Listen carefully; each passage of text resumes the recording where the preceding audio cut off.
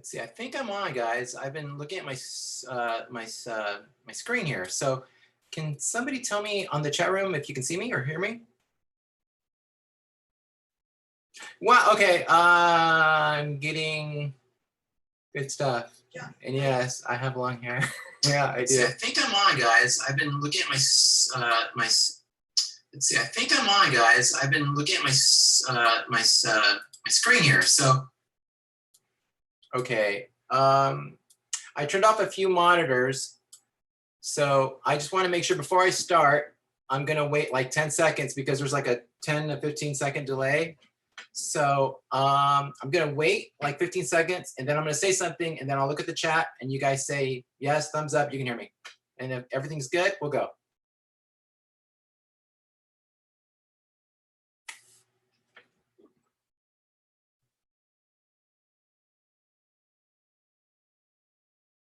Good, there's no echo. Okay, good. So let's see, let me wait about 10 or 15 minutes. I'm gonna say something and then you tell me if there is an echo or no echo. Okay, it looks like I see echoing. So let me wait and see.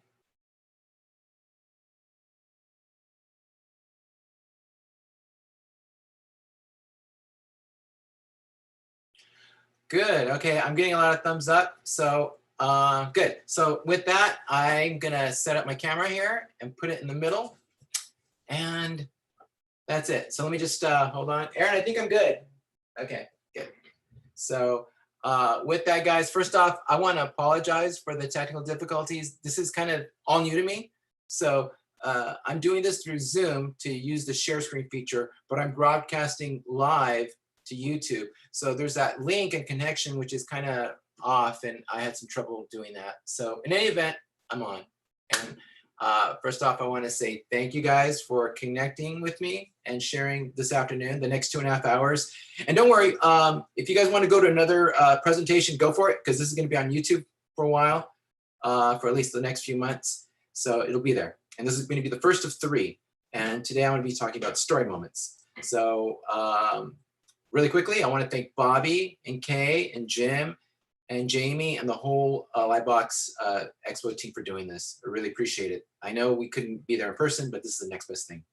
So with that, I'm going to go ahead and start. And if you guys want to tune out, go for it. But I have a presentation to give you, lots of information. I have like 500 slides I want to give you with some videos. I'm going to jam through it. You can watch at your leisure and so forth. And then in the back, I have some exercises and some advice at the end for newbies and anybody else. But with that, I'm going to go ahead and share my screen.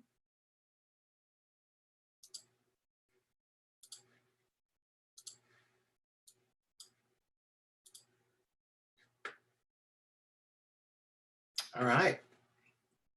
So here we go, guys. Thank you. This is Lightbox Expo.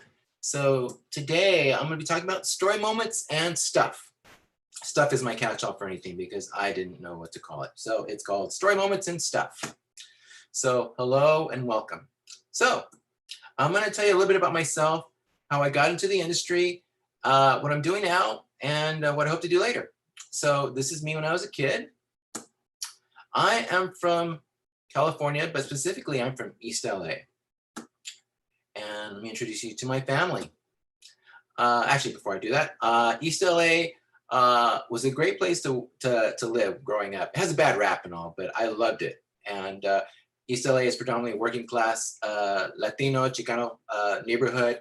A lot of hardworking people there, and I loved it. I was born in East LA, and I'm proud to say. And then I left to go to Central California to spend time with my grandparents, and I came back and spent my my high school and middle school years there. I loved it. So this is me, and this is my family. So I'm the oldest of 3. That's my dad and my mom. My dad was a gardener for Forest Lawn Memorial Park in Glendale. So he worked really hard working at cemeteries, cleaning yards and so forth. And my mom was a seamstress, and she worked in the garment industry in downtown LA. And there's my dad, really proud. So what happened was during the weekends to earn extra money, my dad would do yards. So he would have like 4 or 5 yards. that he would do. So every Saturday morning, he woke me up and we had breakfast, and I was his assistant, reluctantly, but later on I grew to love it. So I went to Garfield High School.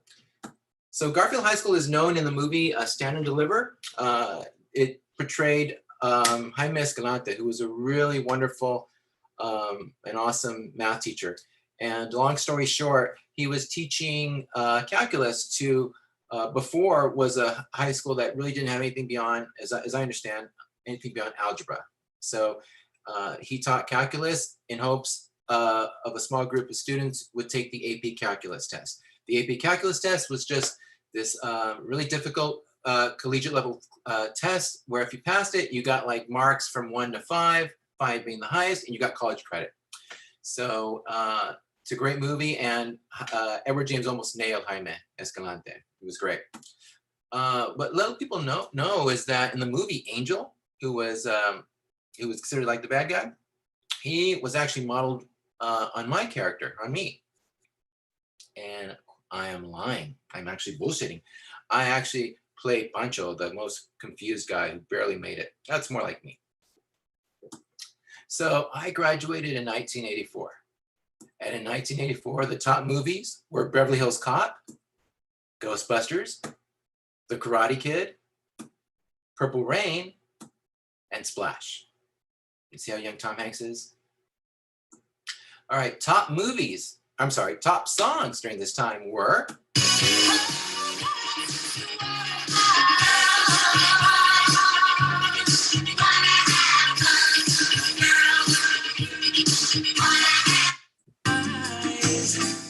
to mind a silver screen.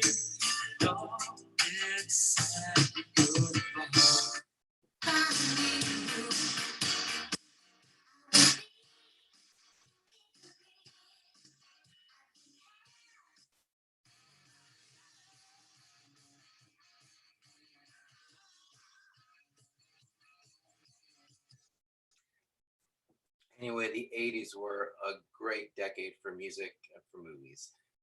Top animated shows during this time in 84 was The Muppet Babies, Super Friends, and a show called Snorks, which I never saw, but it was very popular then.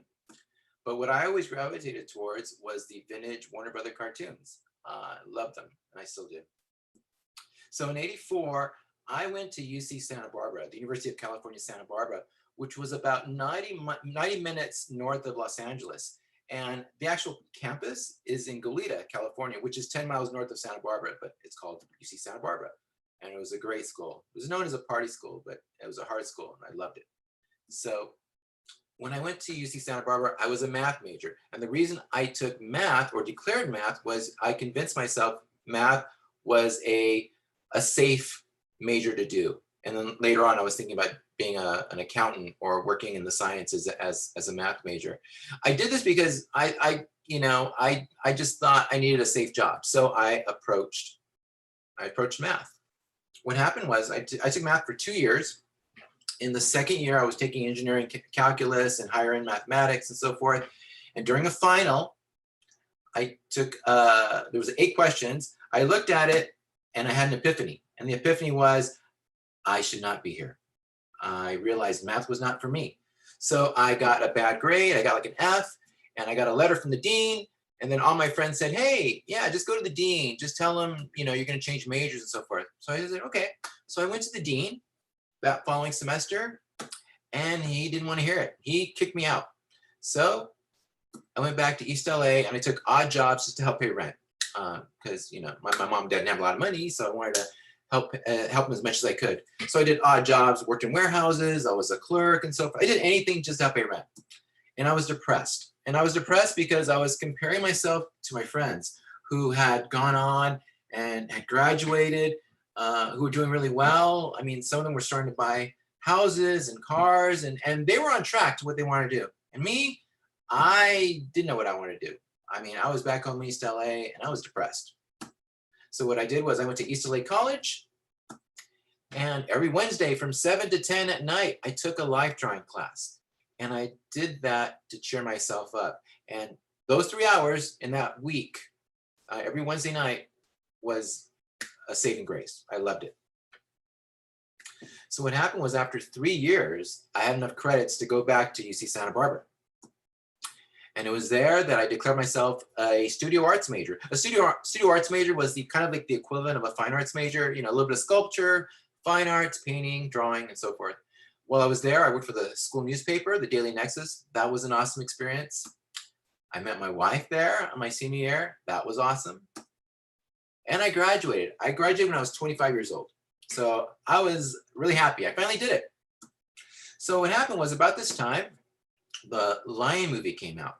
But what really got me excited was The Art of Lion King. This was like one of the first of the Art of books coming out, and this was really well done, produced. It was really bigger than the normal Art of books that you have now.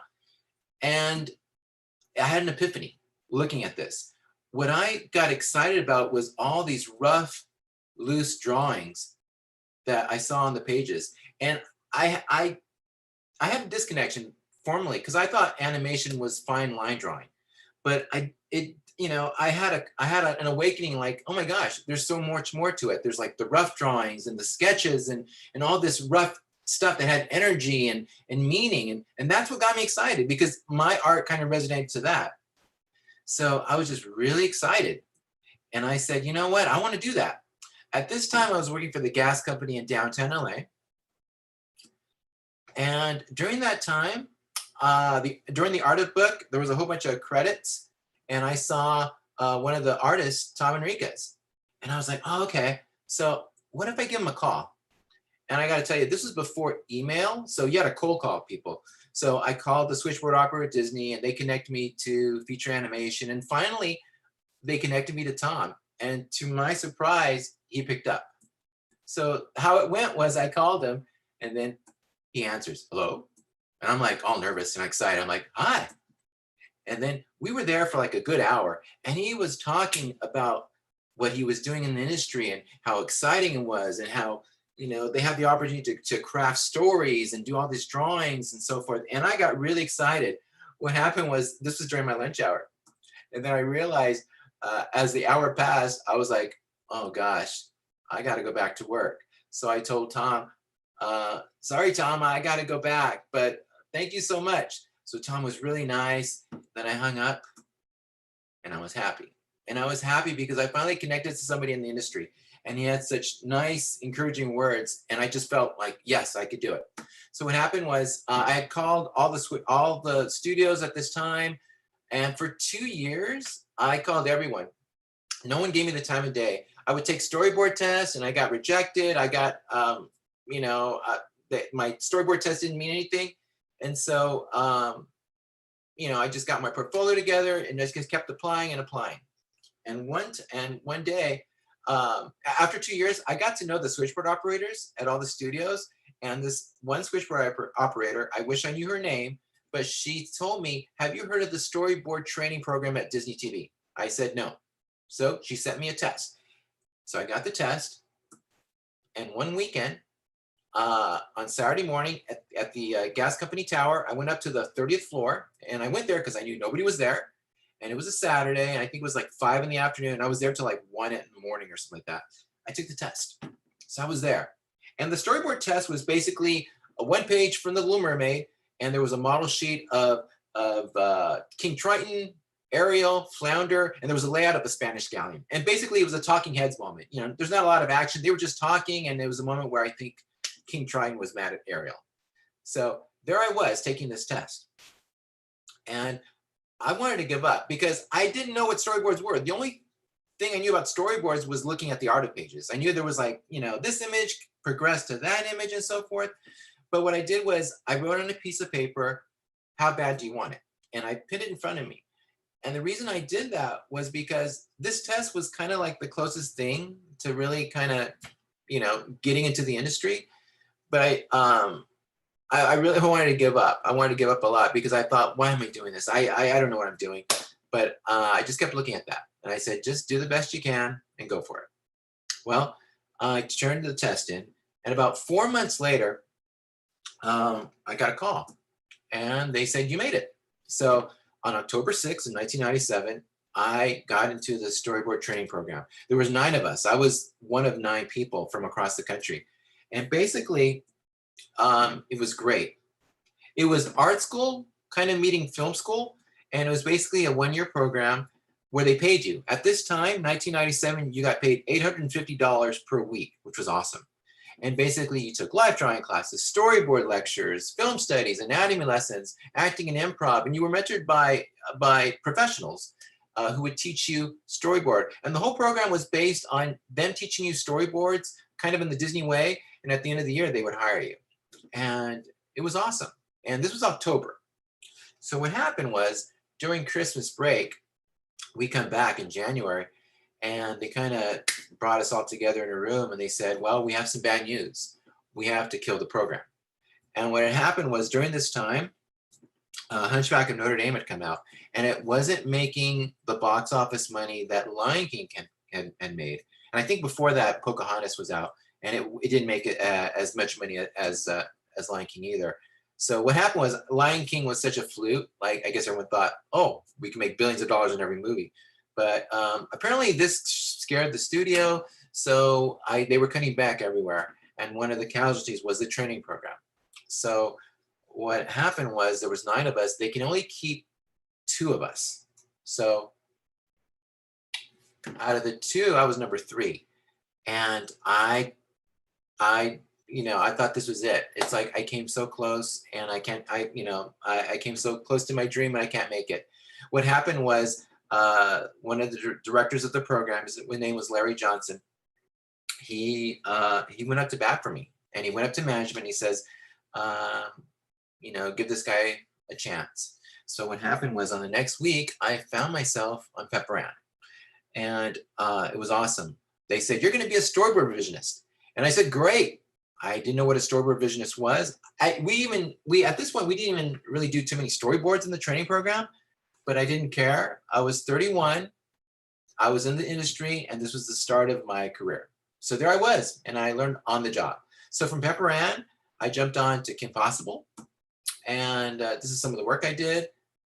I worked with great people, learned a lot of stuff, learned about boarding, composition, and just, all these great things. From there, I jumped on to Tinkerbell, where I worked with a lot of great folks, learned about design and composition, storytelling, a little bit of visual development, and so forth, set designs. It was great.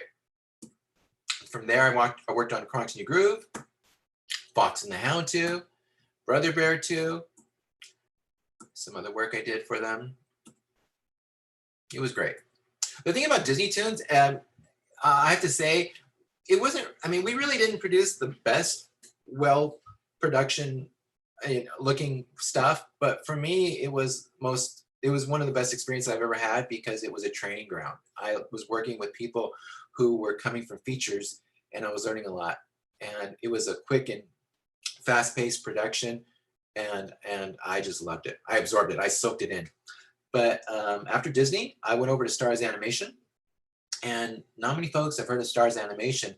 That's because they were only up for like just a few months, and they were doing a lot of stuff in development, but a lot of stuff never really saw the light of day, and then the company folded.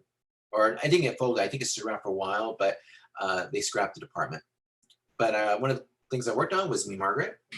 This is some of the work. I had a great time on it. I was working with Sam Mitchlap and Jake Rowell. Those guys were awesome. That's where I learned Maya and Photoshop. These were some of my first Photoshop pieces, and I loved it. And then from there, I worked on Astro Boy, along with Sam and Jake as well. That was awesome. Loved it. And this was 2008. And then in 2009, I was lucky enough to get the call to work at Pixar. So I went up, and the first movie I worked on was Cars 2 with Harley Jessup. And that was awesome. I had such a great time. Worked with a lot of great people there. These are some of the pieces I did. These weren't in the movie.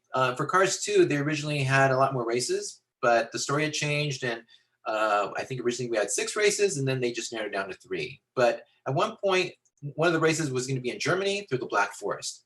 So I was doing a lot of concepts of what that could look like. So in any event, I had a great time. It was awesome. These are some of the pieces I did. At one point, we were thinking like maybe Mater would go to Paris and we'd be in the catacombs. So I started doing stuff for that. Unfortunately, that got changed, so that didn't go through. From there, I worked on Monsters University. That was an awesome experience.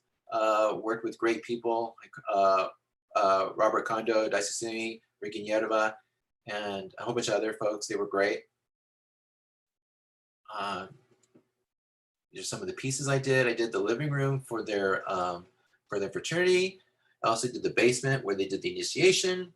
This is the base. This was a classroom that got deleted. From there, I worked on Inside Out. That was awesome. These are some early development paintings of places in and around San Francisco.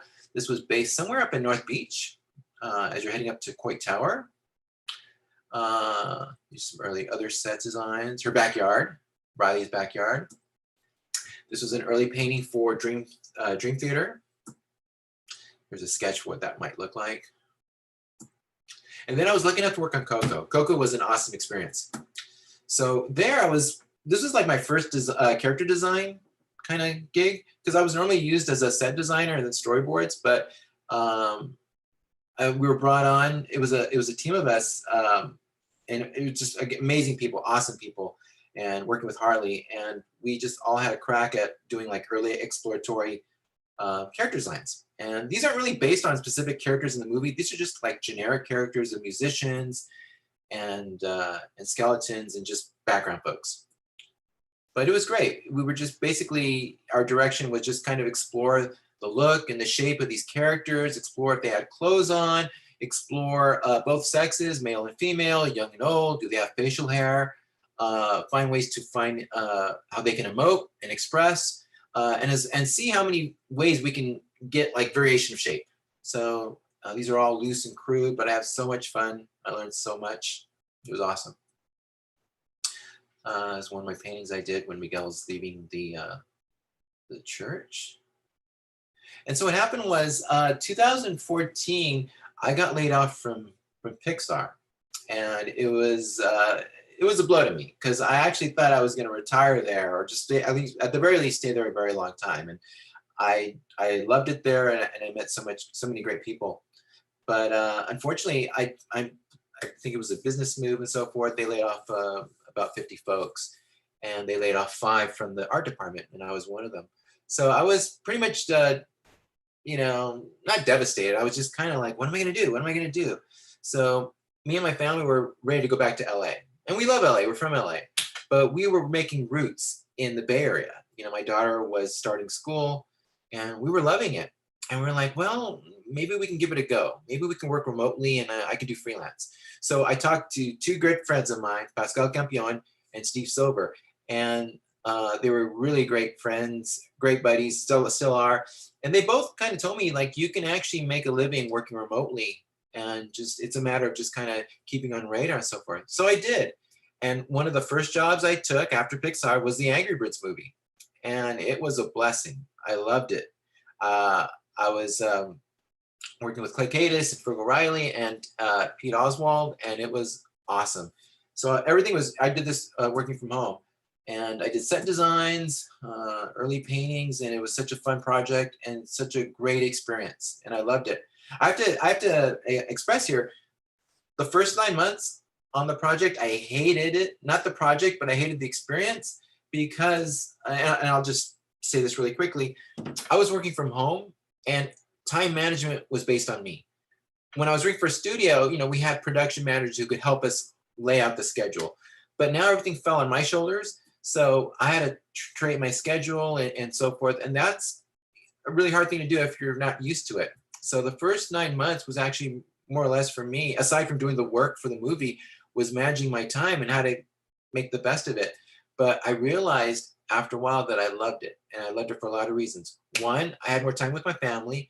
2, I had more time to do personal projects. And 3, I started traveling, and I started this new capacity of learning. I was teaching people stuff. Not really teaching, I was sharing my experience with others, and to some extent, I guess that would be teaching others, but I loved it.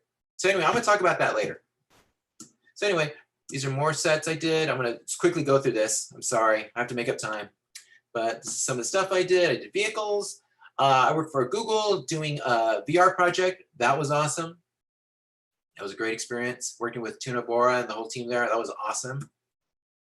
Style of the show we did, some backgrounds we did for them. These are all huge panos because when you're working in VR, everything is pano because things wrap around you. So you have to work in a long, skinny frame. Then I worked with Duncan Studios with Ken Duncan and Chris Schwab and the whole team there. Those guys are awesome. And then from there, I worked at Illumination Entertainment, and I was working in their commercials unit where I was doing storyboards. And you know, I was doing stuff that wasn't necessarily in the movie for How to Train Secret Life of Pets, excuse me. But I was doing storyboards for commercials that would kind of promote the movie. So it'd be something like this. There's a close up on the old dog. So you realize it's a wide establishing shot of the living room. There's a coffee table that's broken. You see the old dog on the top, and he rolls down like Evel Knievel, and he goes up a ramp, and he flies over the crowd, and the crowd's cheering, woo, woo, woo. And then he flies out the window. And then you cut to the animals, and they're like, what? They're all concerned. And then they run over their point of view as they look out the window. And you see the old dog. He's on the canopy there. I made it. They go wild. Anyway, I did all these 30-second spots, and it was fun. And then from there, I worked on Sony, where I worked on the Emoji Movie, doing some storyboard sequences for them there. And I did a little bit of Hotel Transylvania 3. But was really just remarkable as well was working on the Spider-Verse, and that was an awesome experience. And I did some a few sequences that had changed since the movie, but it was just a great experience overall working with the team there. These are just some storyboard panels that I worked on. So yeah, cut through there. And then after that, I was just so fortunate to work with Warner Brothers, and I worked with Michael Krinsky and the awesome team on the Scoo movie. And that was a great experience. Did such fun things on the show. It was a great project. This was Shaggy's, we had a scene where we were in Shaggy's mind, and Shaggy had this kind of dream where he was in a sugar heaven, sugar utopia. Unfortunately, that got cut out. Here's some other sets we did. We were supposed to do something with Captain Caveman, but unfortunately that got cut from the movie, but that was really fun to design. There was a part as well where the gang was gonna go scuba dive into this galleon. That got cut. And it happens, you know, sometimes you work on something, you can't control it, you know, story changes, but you can always put in your portfolio. This is early stuff of young Shaggy's bedroom. And the whole idea was young Shaggy's kind of like a scaredy cat. So, you know, late at night, you know, the lighting can play tricks where you got scary uplighting and so forth. You know, so he gets easily scared by anything in the room. And currently, right now, I'm working for Alcon Entertainment, and I'm working on the Garfield movie. And it's directed by Mark Dindal, who directed the Emperor's New Groove and Chicken Little. And it's awesome. I love it. And my production designer is Pete Oswald, who I worked with on the Angry Birds, and he's awesome. And so I've been lucky, and that's what I'm doing now. And aside from that, when I'm not doing that, I currently live outside of San Francisco, and I'm working on a book, and I'm working on a book on a cat. And these are just some images that I have of the cat. So he's kind of like a cosplayer, has a vivid imagination. He's kind of like a geek like us who likes art and drawing and just traveling, and occasionally, you know, he likes to drink.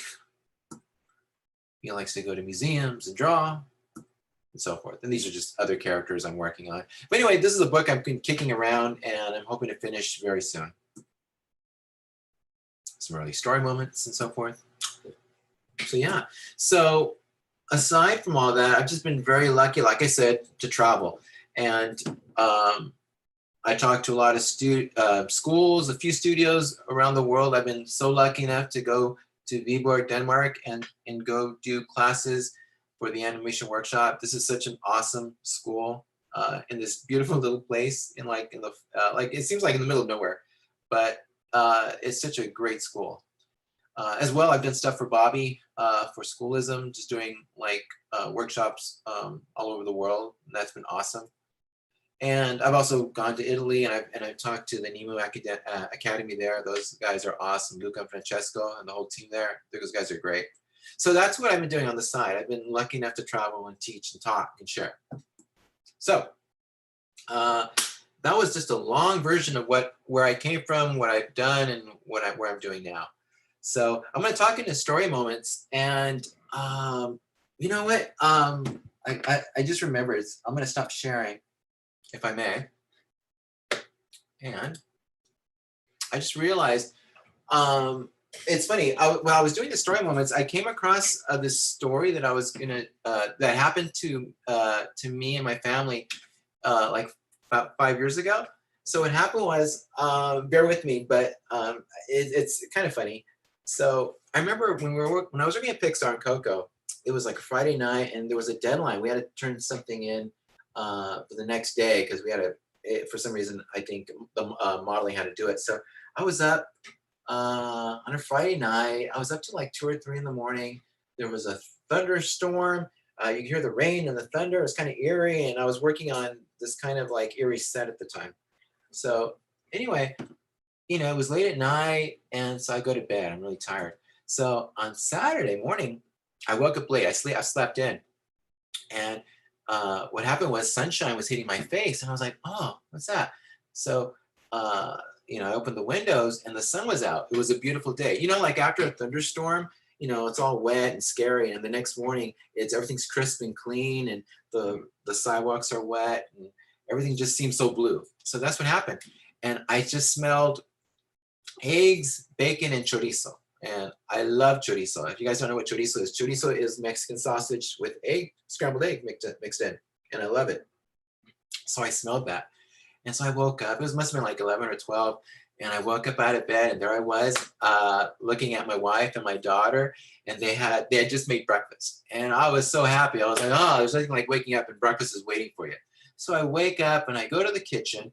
So we have a great view of, I forgot to say that we lived in San Francisco, and we live somewhere near the center, near Rushing Hill, and we have this great view of the Golden Gate Bridge, and it's just a great view. On a beautiful day, you can see it. You can see Alcatraz and so forth. So what happened was, we can see out the window. We're all toasting. It's a beautiful day. Sun's coming out, and it's just bright and it's cheery. And I'm happy. I just finished the sequence and so forth. I'm like, oh, wonderful. So what happened was I get a text from my friend Mark, who I hadn't seen before. We used to work at Pixar, but since he's left, he says, hey, I'm in town. So I'm like, oh, I got to go see him. So he says, come meet me at Starbucks down the street. So I'm like, all right. So I tell my wife, like, hey, I'm going to go see Mark. And she says, yeah. So I kiss my wife goodbye, and I'm taking a walk down our block. And there I go. And I remember, everything was so crisp and clean and everything. And this I can't forget. But I'm walking down, and all of a sudden, I kind of see this car from the back, and it's just kind of going slow. So I didn't think anything of it. But I remember as I'm walking down the hall, or down the sidewalk, the car is getting closer and closer. And then I keep turning around, and it's going really slow. It's not like going super fast. It's like at a crawl space, and it's like a big black car and everything. And you can see the driver because the windows were tinted, which is weird because in California, that's illegal. You really can't tint the windows, but I couldn't see the driver. But this car is going really slow, and I'm like, all right, didn't think anything of it. So I keep walking toward the corner. So I'm approaching the corner, and all of a sudden I hear, so I turn around, and this car had finally parked on the curb. And it was a big car. It was like a Lincoln Cadillac. It was black. Again, windows, couldn't see anything. And anyway, the car lowered and came up. And as it came up, you saw the driver. And, he opens his car door, and he stands up. Big guy. He was like, I don't know, he was like 6'5". He was like football player, rugby size. He was wide, tall, bald, and he was dressed in black, like he had a black suit. And he says, where's my cat? And I'm like, huh? And then he slams his door, and he's angry. He just has his fist, and he goes, where's my cat? And I'm like, huh? And I'm looking around to see if he's talking to anybody else, and I'm the only one. So I didn't know what to say. And I said, sorry, sir, I don't know what you're talking about. And he says, yes, you do. And he gets all mad. He gets more pissed. So anyway, he steps on the sidewalk and he keeps walking toward me. And he's walking toward me. I'm going like this. You know, the guy's tall. And so I'm looking up at him. He's looking down and he's got his finger and he's like, "Where's my cat?" And I'm like, "Sir, I've no idea who you are. I've never seen your cat. I'm just going to see my friend down the street." And he got really more pissed. So he says, "Liar." And he gets his huge hands and he puts on my collar, pulls me up, and I'm like, "Oh," and there I am. And then he says, "Where's my cat?" And I'm like just hanging there. I'm looking around if anyone sees me. And I see my friend, he's coming out from Starbucks. He's about to cross the street. My feet are dangling and I didn't know what to do. So there he goes, like, "Where's my cat?" I'm like, and that's it. And the thing is, that never happened. That whole story I just told you was fiction. That never happened. But that was an example of telling a story. Now, when you tell a story verbally to people, what it is you're trying to put other people in your shoes. You're trying to share your experience with others. And when you verbally say it, you say it with hand gestures, pantomime, you get animated. When you're talking, you know, you're talking with loud words, you do whispers, and then you get louder when you want to amplify something. And then sometimes you do pauses, you know, da da da da, da da da, you know, to build some suspense or to have things anticipate to something. Anyway, this is how we talk or share stories. Now, as story artists, as visual designers, we have to do that verbally. So we're not there to explain it. We have to use other tools. And what we do is we use composition, lighting, color, and performance. You know, the performance, the action and reaction of the characters in the set and how they're responding to their situation. That's what we do. So let me go back to share screening, and I'm going to share what I did. So if you bear with me. So my story, let's go back to the beginning of my story. I told you I lived in San Francisco and I lived on Russian Hill. Now that is very fictitious because there's no way I could afford a house in Russian Hill, let alone anywhere in San Francisco, okay? You see the rents and the housing, it's crazy, very fiction. But anyway, I said there was a view of the Golden Gate Bridge, and you know, most of the older houses are Victorian in style. So if I was to tell the story visually, this would be the first image, right? So you'd see a house, you see the view, kind of a establishing shot of where we're at, a neighborhood. So you see the exterior of a house. And it's kind of a beautiful day right now. And that'll play into what I'm going to tell later. So I told you I was up late at night. So there I am, I'm sleeping in, and I have just a hint of sunlight creeping in. It's hitting my face. And then I told you new information. The new information was I smelled chorizo and bacon and sausage, and my wife and daughter were making breakfast. So there I am, and the new information is that I see them making breakfast. So right away, 3 images in, I've already set up what the story is. I've established an exterior and geographically where we're at, and logic tells me when you juxtapose 2 images that somehow there's a connection. You know, our brain's trying to fill in the logic. So what happens is the next image, we're inside of a place. So logic tells us we're now inside this house. Okay, so there I am, and the new information is I'm there asleep in my room, and there's the sun peeking in. Okay, third image, third information is I smell bacon, sausage, my wife and daughter, breakfast. Okay, and then we're greeting the day, right? So we're all happy and just having a good time and cheering. So basically, in addition to the information, I'm also giving you cues as far as the emotion, you know, the emotional states of the characters and the people inside. So here we are, we're smiling, we're cheering. Okay, new information. The new information was I got a text from my friend. Okay, so I could have done this where maybe the camera, you're looking at me reading it. So face front, but then another viewpoint would be you seeing the text, because you know this is all visual medium, so I wanted you to read the text with me. So it's an over-the-shoulder shot. You see what's on the phone. So I'm going to take off. I say goodbye to my wife, and there I go. So right away, we're changing the story. We're going on a journey. Geography, we're changing. We're now going A to B and C and so forth. So we were inside the house. We're now going outside. So there I am. I'm happy. And there I am. Okay, new information. I want to introduce the driver. Now, I could have shown the driver face front. I could have shown the outside of the car. But what I did was I composed this so that way the camera's inside, and that way you see me through the windshield. And so I'm kind of small. I'm almost trapped in the windshield, so to speak.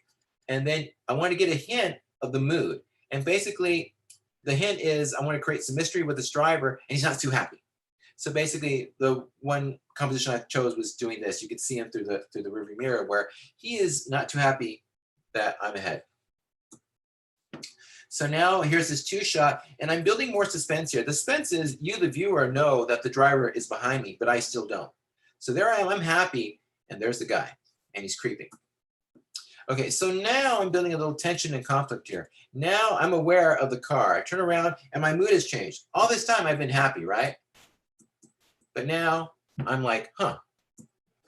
Okay, so there's that moment where I'm in the corner, and then the car is about to park. So, and I wanted to juxtapose the height of the car with me. So this is a very low angle, and I just wanted to kind of suggest like encroachment, like he's right there, right near me, and just the contrast of sizes. So there he is, almost filling the screen. He's all dressed in black, and he says, "Where's my cat?" And from there, I want to do a two shot, another two shot to show the contrast of sizes. There I am, small. There he is, super huge, pointing at me. "Where's my cat?" And he's like, "Ah." And there I am, can hardly breathe. My feet are dangling, and so forth. So that's like 20 images of me telling my story visually, okay? Now, I could tell the same story with less images and still cut to the point. So another way of saying this with less images could be, I woke up smelling breakfast from my wife and daughter, and then I got a text from my friend to meet him. So I take off, and then a car follows me, and out comes this huge, crazy, scary guy. He says, "Where's my cat?" and grabs me by the collar. So basically, this is the same story I told with less images. The only difference is I just cut straight to what the most important arcs or moments are in the story, and those are by choices. So I kind of limited all the information in between, and I just really quickly cut to what I thought was important to get to the story. Okay, there's nothing wrong. I mean, both of these, there's no right or wrong. This is just another way, but a more concise way of storytelling. So in a way, if you wanted to apply this to what we do in the industry, this is kind of like I'm beatboarding. So the first one is more, it can't be a beatboard, but this is more a succinct beatboard where I'm just using less images to tell the same story. Now, the reason I wanted to talk about this was I've been lucky enough to go to CTN and Lightbox and to a lot of conventions, and I talked to a lot of students. And the one thing I noticed in their portfolios was kind of this repeating thing where, especially for visual development and design, they usually had like one painting, and it was just a beautiful painting, but it was just the one painting. And I saw that, and I'm like, okay, this is beautiful. And I said, this is beautiful, but what happened before that? What happened before that? And if you go back in time, how did it begin? Or basically, what happened after this scene? How did it end? So what I was asking these students was basically, what's the timeline of this moment that you just showcased? Because you just give us one, but it's like, well, there's opportunities to showcase more. So that way you can showcase more as a designer, which you can do with composition and performance and color and contrast and lighting.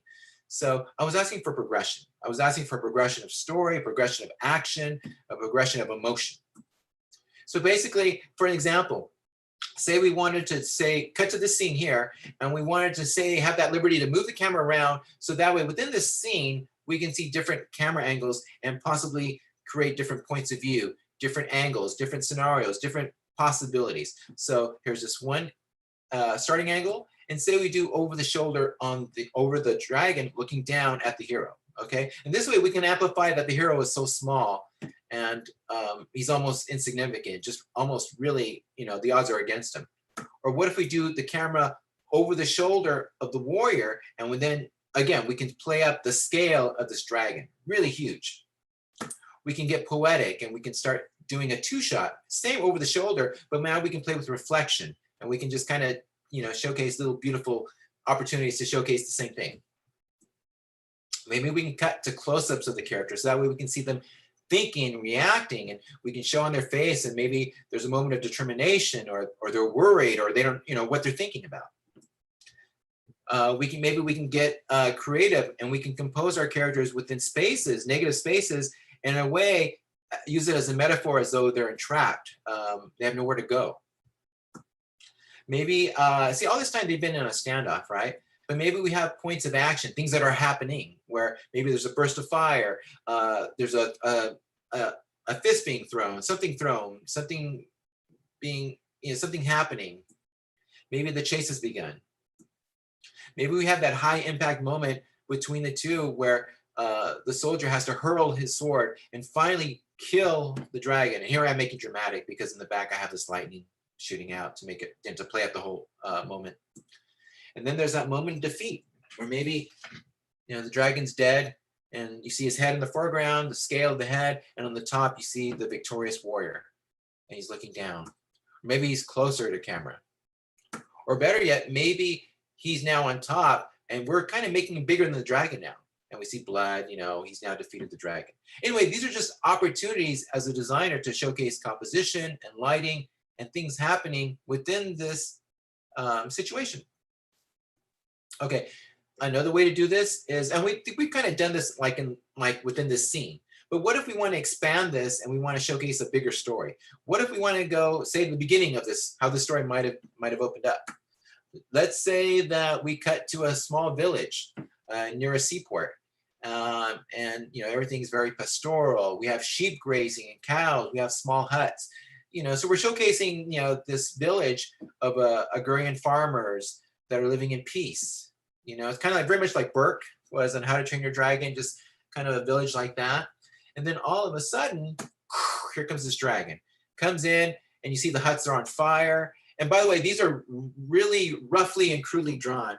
The reason I want to do this was I'm not so much interested in beautiful pictures right now. I'm just really quickly and rough and in the roughest form throwing ideas down. So, but I'm trying to get some clarity. If you can kind of barely understand it, that's what I want to do. I'm throwing thoughts down. So I have the dragon shooting fire out, and he's taking away this cow, this beloved cow that belonged to a young farmer. And you can see him in the center of the frame. He's right there looking up. So there he is, looking at his beloved pet, being flown away by this dragon. So maybe on the third image here, I have him leaving the village. On the bottom left is the village. So now he's leaving and going on a journey to save his cow. He wants to save his cow. So right away, I've set up kind of a want, or a need of your hero, and now they're off on a journey to go and and try and find the want and need. So here, there's opportunities where on the journey he goes to different places. Maybe they're dangerous. Maybe on the way he meets different people and so forth, until he finally gets to the encounter with the dragon. Okay, so this would be another opportunity to showcase, again, a wider beginning, where you set up a beginning and then something happens, a shit happens moment where something turns that person's world around. And then from there, they determine a want or a need, and then they're on their way to find it. And then things escalate to a big battle moment where you have the standoff. And then from there, you could find the climax or the battle and so forth. So anyway, what this all is leading up to, like, I wanted people to create snapshots. I wanted to people think of like you're doing like an art of book. If you see the art of books, I love art of books. I don't read art of books. I look at art of books. And what's great about art of books, you have these beautiful paintings. And if you look at them chronologically, the first paintings are really beautiful. They're, it's usually a happy moment. It's an introduction of your hero in the world. And then as you progress through the page, these paintings, they showcase things that are happening dramatically. And all of a sudden you start encountering new people, new situations, new places. And then it all heightens up to this something incredibly exciting. So that's kind of, in a way, the model, the template of what I want people to think about. So anyway, think of a timeline. And as you're thinking of your timeline, you want things to build up in intensity. You want things in the beginning, they start off pretty soft, pretty safe, and then they escalate to the climax. So think of yourself as a DJ. And you're on this DJ with all these controls that kind of regulate story and design. So maybe there's a switch for acting, there's a switch for composition, a switch for lighting, staging, editing, and so forth.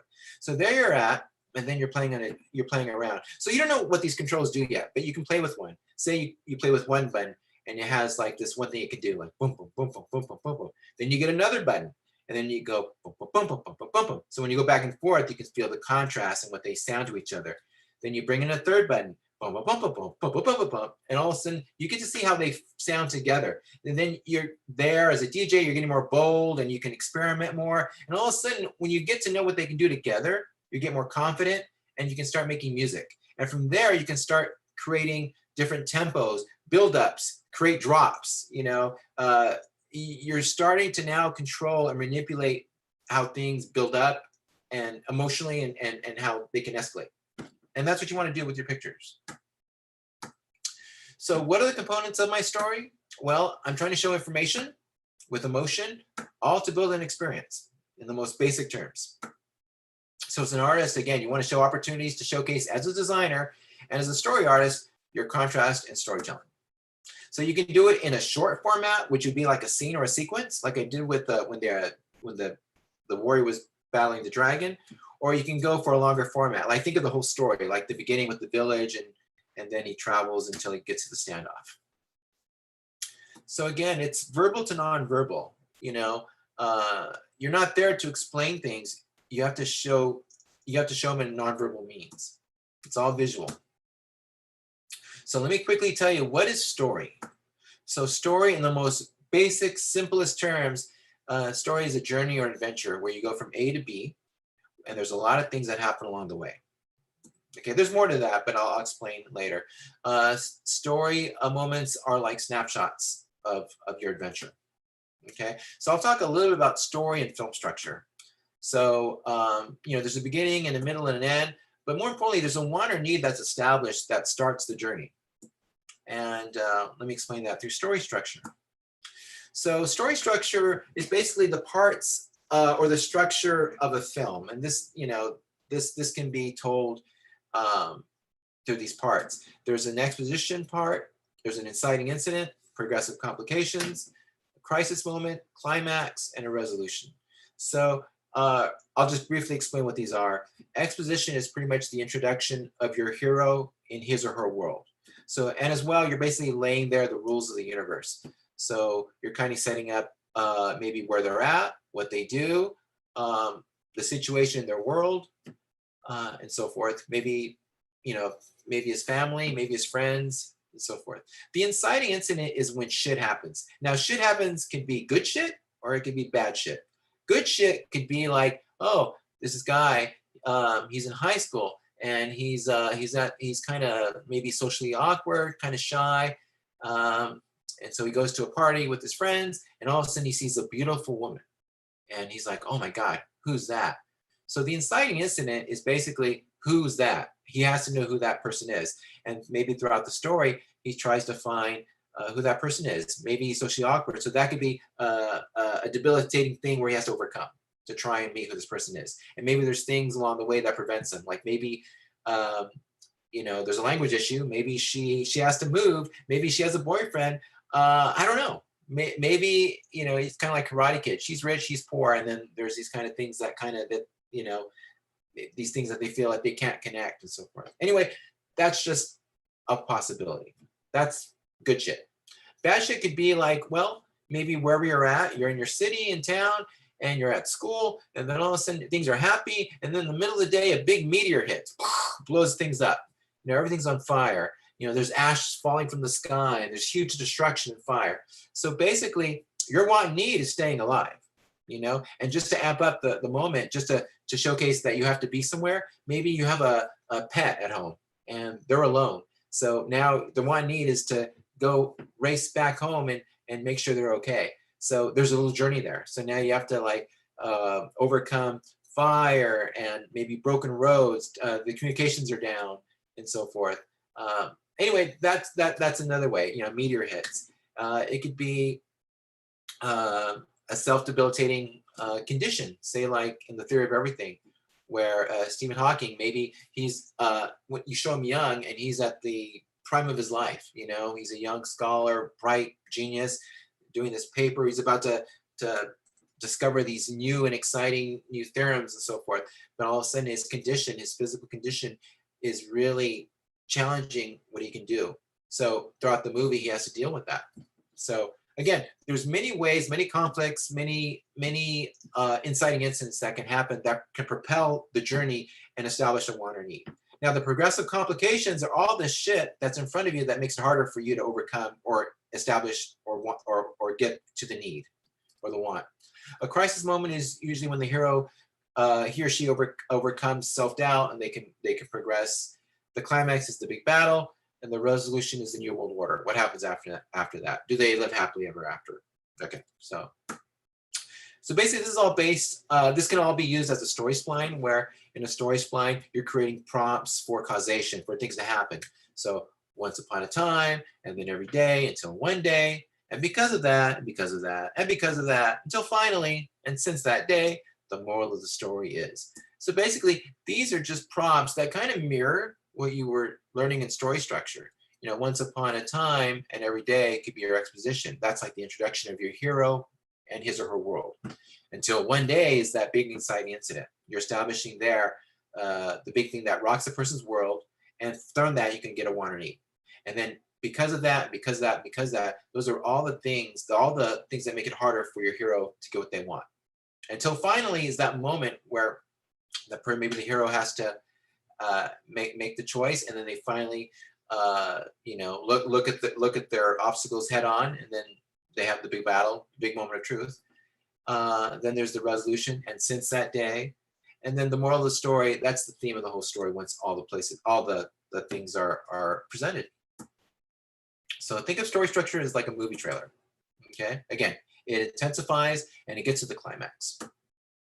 So again, for components of visual storytelling, it's performance, which is acting and reacting, using composition and camera, also using lighting, all to give information, and again, with emotion. Okay, story beats. So what if, it's all about what if. Story beats, again, are just kind of like a succinct way of telling a story. It's not really storyboarding. You're just using images that are kind of fast-tracked through time, and you're just presenting the most important parts of the story, or at least those parts that kind of give information and clues to progress what's going to happen next. So it's all about the what if. Okay, so story beats are very much like a storybook, like what we saw as kids. So if you imagine Harry the Dirty Dog, you know, there's these beautiful pages when we're looking at storybook where you present the dog, and there he is on adventure, and he travels through the city and so forth. So this isn't really like real-time scenarios, but all these images are just telling you what happens generally after that. So you fast track through that. So beat boards versus storyboards. Okay, storyboards are telling the story in real time with many images, and beat boards are just, again, the ones that kind of they only show the most important things. I'm going to show this example from Norman LeMay. Norm is an awesome storyboard artist. He's like one of the best in the industry. So what I'm doing is, and I hope it's okay, I'm using his examples just to showcase this. If you ever have the chance, definitely check out his work. He's awesome. So anyway, this is a real example of a storyboard. So you cut to a feet of a kid, you pan up, and there he is. He's walking, and then all of a sudden he bumps into somebody, and he falls back. So you have an over-the-shoulder down shot on him. Shadows are growing. Then he turns around, and then you see the charm on his neck, and it's starting to light up. And it's activating. Then you see an upshot, maybe his POV on these three guys, these bullies, and they're smiling, and all of a sudden the charm starts to grow bigger and bigger. You see that reflected on their faces, and they grow worried. They're like, huh? And then you cut to the charm. It's getting brighter. Okay, so basically that was just a little sequence just to showcase progression of images of something happening in real time. Now, a B-board would definitely would succinctly tell this in less images. So say, for example, you establish that the little boy is bullied by these three bigger bullies, these three kids, and all of a sudden the thing gets activated, but you don't really see a close-up of the charm get activated. What happens is it perhaps activates him. So it kind of like he becomes like this Bill Bixby, like this Incredible Hulk, and he starts to transform into this huge creature, you know, the orange creature, and then he starts to face the bullies. So there you kind of fast-tracked what the story could be. Let's see, beat boards are like a montage. Okay, so these are examples of beat boards from the Goofy movie as done by Andy Gaskell, who's awesome. He's amazing. So these are just examples. If you guys remember the Goofy movie, you know, there's Max. He's in high school. He's trying to impress a girl that he likes, Roxanne. So him and his friends, who are part of the AV club, they start to get into the controls, and what they're trying to do is they're trying to hijack or lock into the assembly. So there he is. At this point, it's not an assembly. He's trying to lock into like the school's communications service there, until he gets in trouble with the principal. At that point, they start a journey. What happens is Goofy feels he needs to bond more with his son Max. So this is an opportunity for them to take a trip together. So there they are. You see the contrast of the journey. Max isn't happy about the journey. Goofy's loving it. And then from there, there's opportunities to show different tastes. Goofy loves, the quirky, going to the Possum Museum, whereas, Max, he wants to go something more modern, more where kids want to go, say the water slide. And again, there's opportunities to showcase, what they like, what they're feeling, hijinks and so forth. Maybe this encounter with a bear. In the movie, they encounter, I believe it's Bigfoot, but here Andy has them encountering a bear. So you see them. Here's opportunities for what can happen in that moment over the shoulder. Goofy and Max reacting. Maybe they're inside, they're hungry, they're warming up a can of Campbell's soup, chicken soup. There's the bear outside. Time has passed, and now they're all falling asleep. They're all snoozing. And then the story continues. Perhaps they're on an adventure. They see different parts of theme parks and so forth, and so forth. And there's a moment in the story where Max, he comes across the map of the adventure. And what he does is he changes the destination, so that way they go, I believe, to LA to go see his favorite rock band. And so he does that. And then later on, he feels guilty about it. And then later on, Goofy finds out, and he's waiting for Max to confess, but Max still doesn't confess. So there's this kind of like this situation dilemma where, it's a matter of trust, and Goofy really wants his son to own up, but he doesn't until the end. But then, there's a moment where at the end they almost die and they come together. So basically, these are just beautiful story beats. Again, very much like a storybook where you create up a situation, then they go on a journey, things happen along the way, and so forth. And I'm missing some panels here, so yeah. So this isn't like, unfortunately, over time I've lost some of the beats here, but yeah. So again, components of beating and boards are, let's see, performance with acting and reacting, using your composition with camera, and using lighting. It's not necessarily, using lighting to showcase night or day, but it's also the emotional lighting, the tonal lighting. Okay, for acting, just definitely what you want to do is think in terms of strong silhouettes. You should have a very quick, clear read of what your character is doing. Those really help. As well, when you're using composition of camera, be wary of your film ratios, what you're going to use. Old TVs had the more squarish, 1:3:3 ratio, where it was 1 unit high, 1.33 units across. But TVs now are 1:8:5, kind of a HD TV format. And now when you go to features, they more have a wider screen, wider format, 2:3:5. Here's the comparison. Think spatially. When you think spatially, when you're staging things, don't necessarily stage flat. Take advantage of things in the foreground, things in the midground, close to your character, either immediately in front or in back of your character. Think of backdrops going further back, which will kind of suggest depth going further back into space. When you're starting out, use simple grids. Grids are a great way to imply what's happening with your camera, the topography, if there's space, a wall, anything there. If it's just sky, using grids can help define an upshot or a downshot. And it's all about using a focal point. The focal point is your center of interest and usually where your hero is. Also, think about the distribution of space in your frame. Think of symmetry versus asymmetry. You have a blank space and you can put something dead on in the center, but what's more interesting visually is when you break the frame into thirds, thirds across and thirds horizontally, vertically. And now you have 4 possible points hovering around the center. Okay, and use opportunities to guide the eye. So you want to use negative space when you can, when you want to frame your focal point. Also, you can use objects in your frame to indirectly guide the eye to where you want it to go. A composition exercise I like to tell people to do is like, do box on a table. So if you think like, you know, say you can see a regular table, we can see the legs, and you just put a box in, like a Rubik's Cube. So let's begin with a flat version of this. So there's nothing wrong with this. Everything's symmetric. You see the box and so forth. But how many ways can we frame this? So what if we get closer? What if we're now on the top of the tabletop and then we showcase the box? But now we've had a lot of sky. So as you're going through these, you want to think to yourself, well, what's the information I'm giving, and what's the emotion?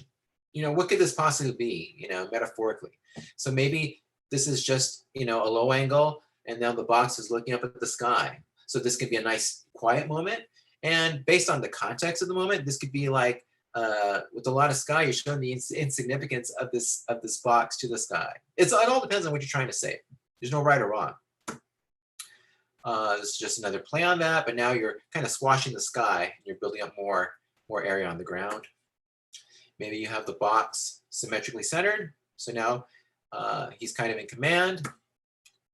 You can have him to one side, but now he's evenly spaced, and he's evenly spaced with the negative space. So it's almost like we've kind of created this kind of dynamic where it's cut in half.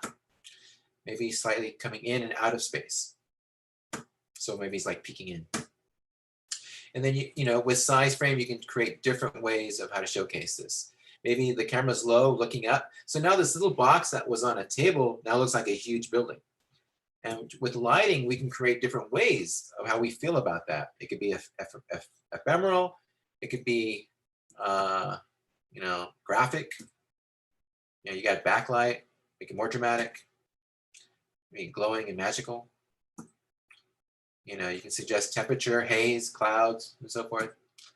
You can even push the box into 3-point perspective and get this super huge upshot. So now it feels like this once small box now feels like a skyscraper. You're looking up at it. Maybe we can cut to one corner of that box, and now it looks like, you know, it's almost filling up the frame of the picture. It's almost like a close-up of his face. And then maybe we can play with the geography of the camera. We're looking down, so now it's a down shot. Again, we can play with the space, make it insignificant, small. We can move it around. We can place it symmetrically, cut to the corner.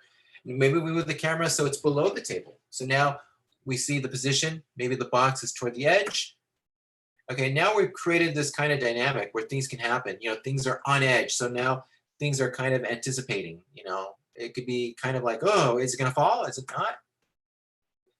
Now with this angle, it kind of looks like, you know, is this box going to be suicidal? Is it looking down and so forth? Maybe do a reverse shot where the camera is above and we're looking down and play up that scale.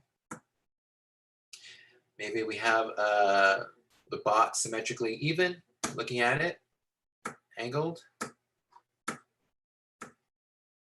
Maybe we play with shadows. Maybe we play with lighting. So here, maybe is the box coming in to shadow or coming out of shadow? Is it shy? Is it hiding? You know, is it coming out of the shadows? So all of these can kind of build up an emotion, some kind of things you're feeling. Maybe it's in shadow altogether, or an open light. So knowing this exercise, you can now add characters. And the same thing, you know, you're now staging your characters from each other and moving the camera all about them. Over the shoulder. You can use interesting over the shoulder.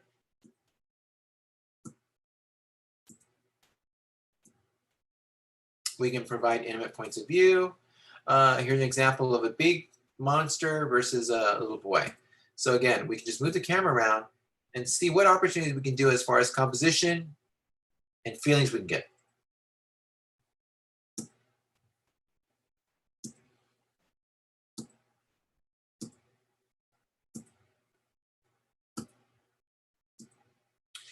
You know, all this time we played the boy being small, but now what if we do close-ups on the boy himself and we make him big? This would be a hero shot, you know, looking, the camera's really low, looking up at him.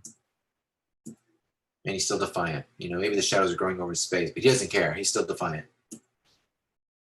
Super low, looking up. Now he's a giant. So yeah, you can just use this to frame And we've all this is just based on ideas you can do with composition. But yeah, have the liberty to move the camera around, you know. But when you're moving the camera around, think about what you're trying to say. Think about points of view.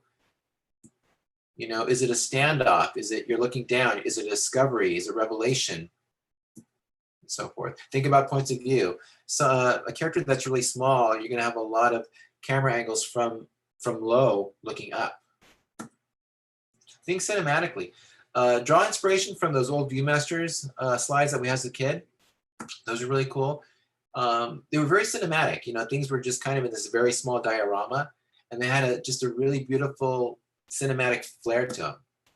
You know, and all the while they told a beautiful story.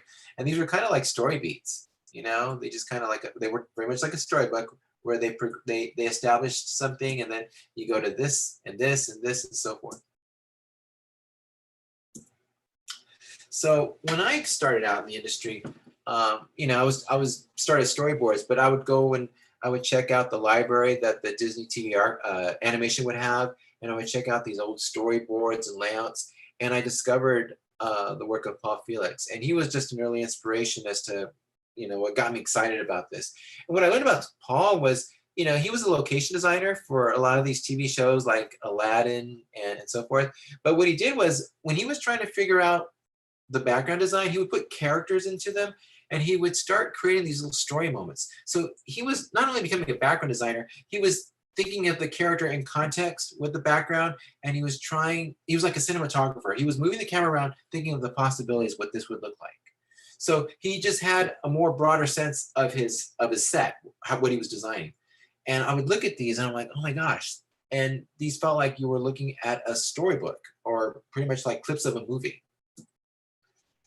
This was something he did for a class where he would have Mickey Mouse walking through the city. But in each of these, Mickey is presented differently, either in size or compositionally. And he would play with lighting, you know, Mickey in negative space, Mickey dark over light, light over dark, high angle, low angle, shadows, and so forth. And it was great. It was just a beautiful way of showing all the possibilities of framing and composition and staging of a character going through. I also got a lot of inspiration looking at Andy Gaskell's work. This is some of his pages he did for Lion King. Beautiful, beautiful, simple staging. Again, as another inspiration was Marcello Vignali. Love his work. Awesome. This was just stuff he did for Mulan. Yeah, just really beautiful. So for character designers, let me pose this question for you guys. As a character designer, you should already have as a character designer, you should already know how to do main characters. You should already know how to do expressions, poses, turnarounds, as well as you should know how to do a lineup. These are things you should already know, okay? But what I want you to do is take that extra step and try and add context to your expressions and poses. Think of a simple situation. Okay, here's the reason. Character design is very competitive, okay? It's not impossible, it's just really hard. And I'm gonna break down the math to you. Say, for example, as we speak, right now, in this whole world, if we count all the shows that need a character designer, and that includes features, TVs, webisodes, streaming, commercials, shorts, anything. Let's just say there's 700. 700 possible positions that need a storyboard right now. Okay, 700. If you look at the credits, they always seem to use the same people. So not only is there 700 possibilities, it gets less because the same people is being used on another job, okay? So right away, there's not a lot. And every year, as you guys know, you guys will, let's see, I lost my thought here. So every day, I'm sorry, every year, there's more and more people graduating from art schools. And so, you know, there's art schools that have like maybe 50, some have 100, some have 1,000. And that's every year. And not only that, you're competing against seasoned people as well. So there's a lot of people you're competing with. So the simple fact is it's competitive. Not impossible, just competitive. So having said that, I don't want to burst your bubble. I just want you to think of another way to how to use your character design. So what I tell people is think of storytelling. You know, I would say do something with your characters. Put your characters in a situation and then put some background information behind them, background designs. And now you're not only a character designer, you're a person who's doing visual development. Don't do one, do like 8 or 9 in that situation. Now you're working in visual development and you're becoming a storyteller. That's the difference. That's what's going to get a response. That's what's going to bring your work to a higher area. Same thing with background folks. If you just do backgrounds, or I'm sorry, same thing with location designers and background folks. Same thing. You should already have sets and props, and you should already do all the other stuff like elevation sketches, front views and side views, and so forth. And again, I pose the same question to you guys. Do something with your backgrounds. Put a character in. Add some context to your character in your sets. Don't do one set. Do numerous sets in your universe. And that way it showcases opportunities for you to showcase lighting, composition, for you to be cinematic, to do storytelling. Okay, this is an example of Eric Martin's work. Eric Martin is an incredible visual development designer in the industry, and you should definitely look up his work. But this is stuff he did back in 2014. And this I got from his blog. He was, I guess he had just come back from a trip from Ireland, and he was really inspired by all the colors that he had seen. So what he did was he wanted to put these in some kind of form, so he just created these beautiful paintings. And he shared that these aren't necessarily areas in Ireland, but he was inspired by the colors and the feeling. So basically he created a character, this little mouse, this little warrior mouse, and he had him go through what he remembered, what resonated to him. And what's great is he created this little journey, it's this little experience, this montage, so to speak, of a mouse going through location to location with each showcasing contrast in color, composition, lighting, information.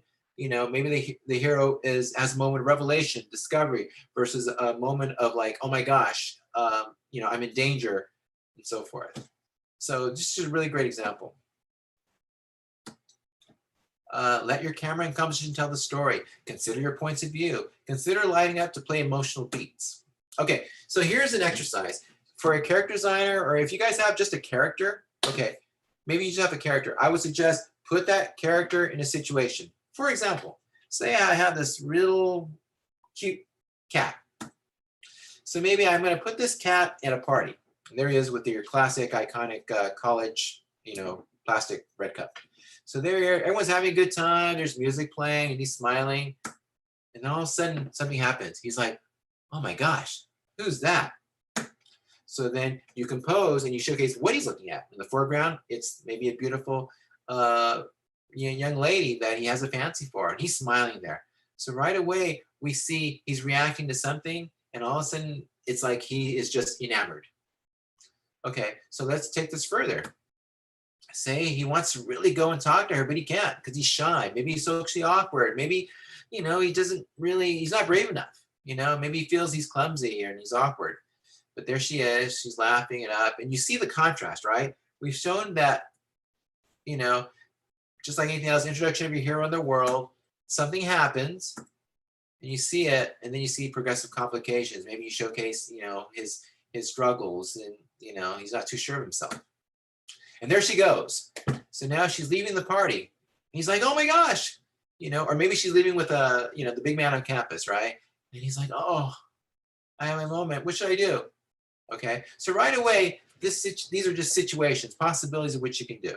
Nothing epic or anything. It's just, you know, just simple scenarios. Okay.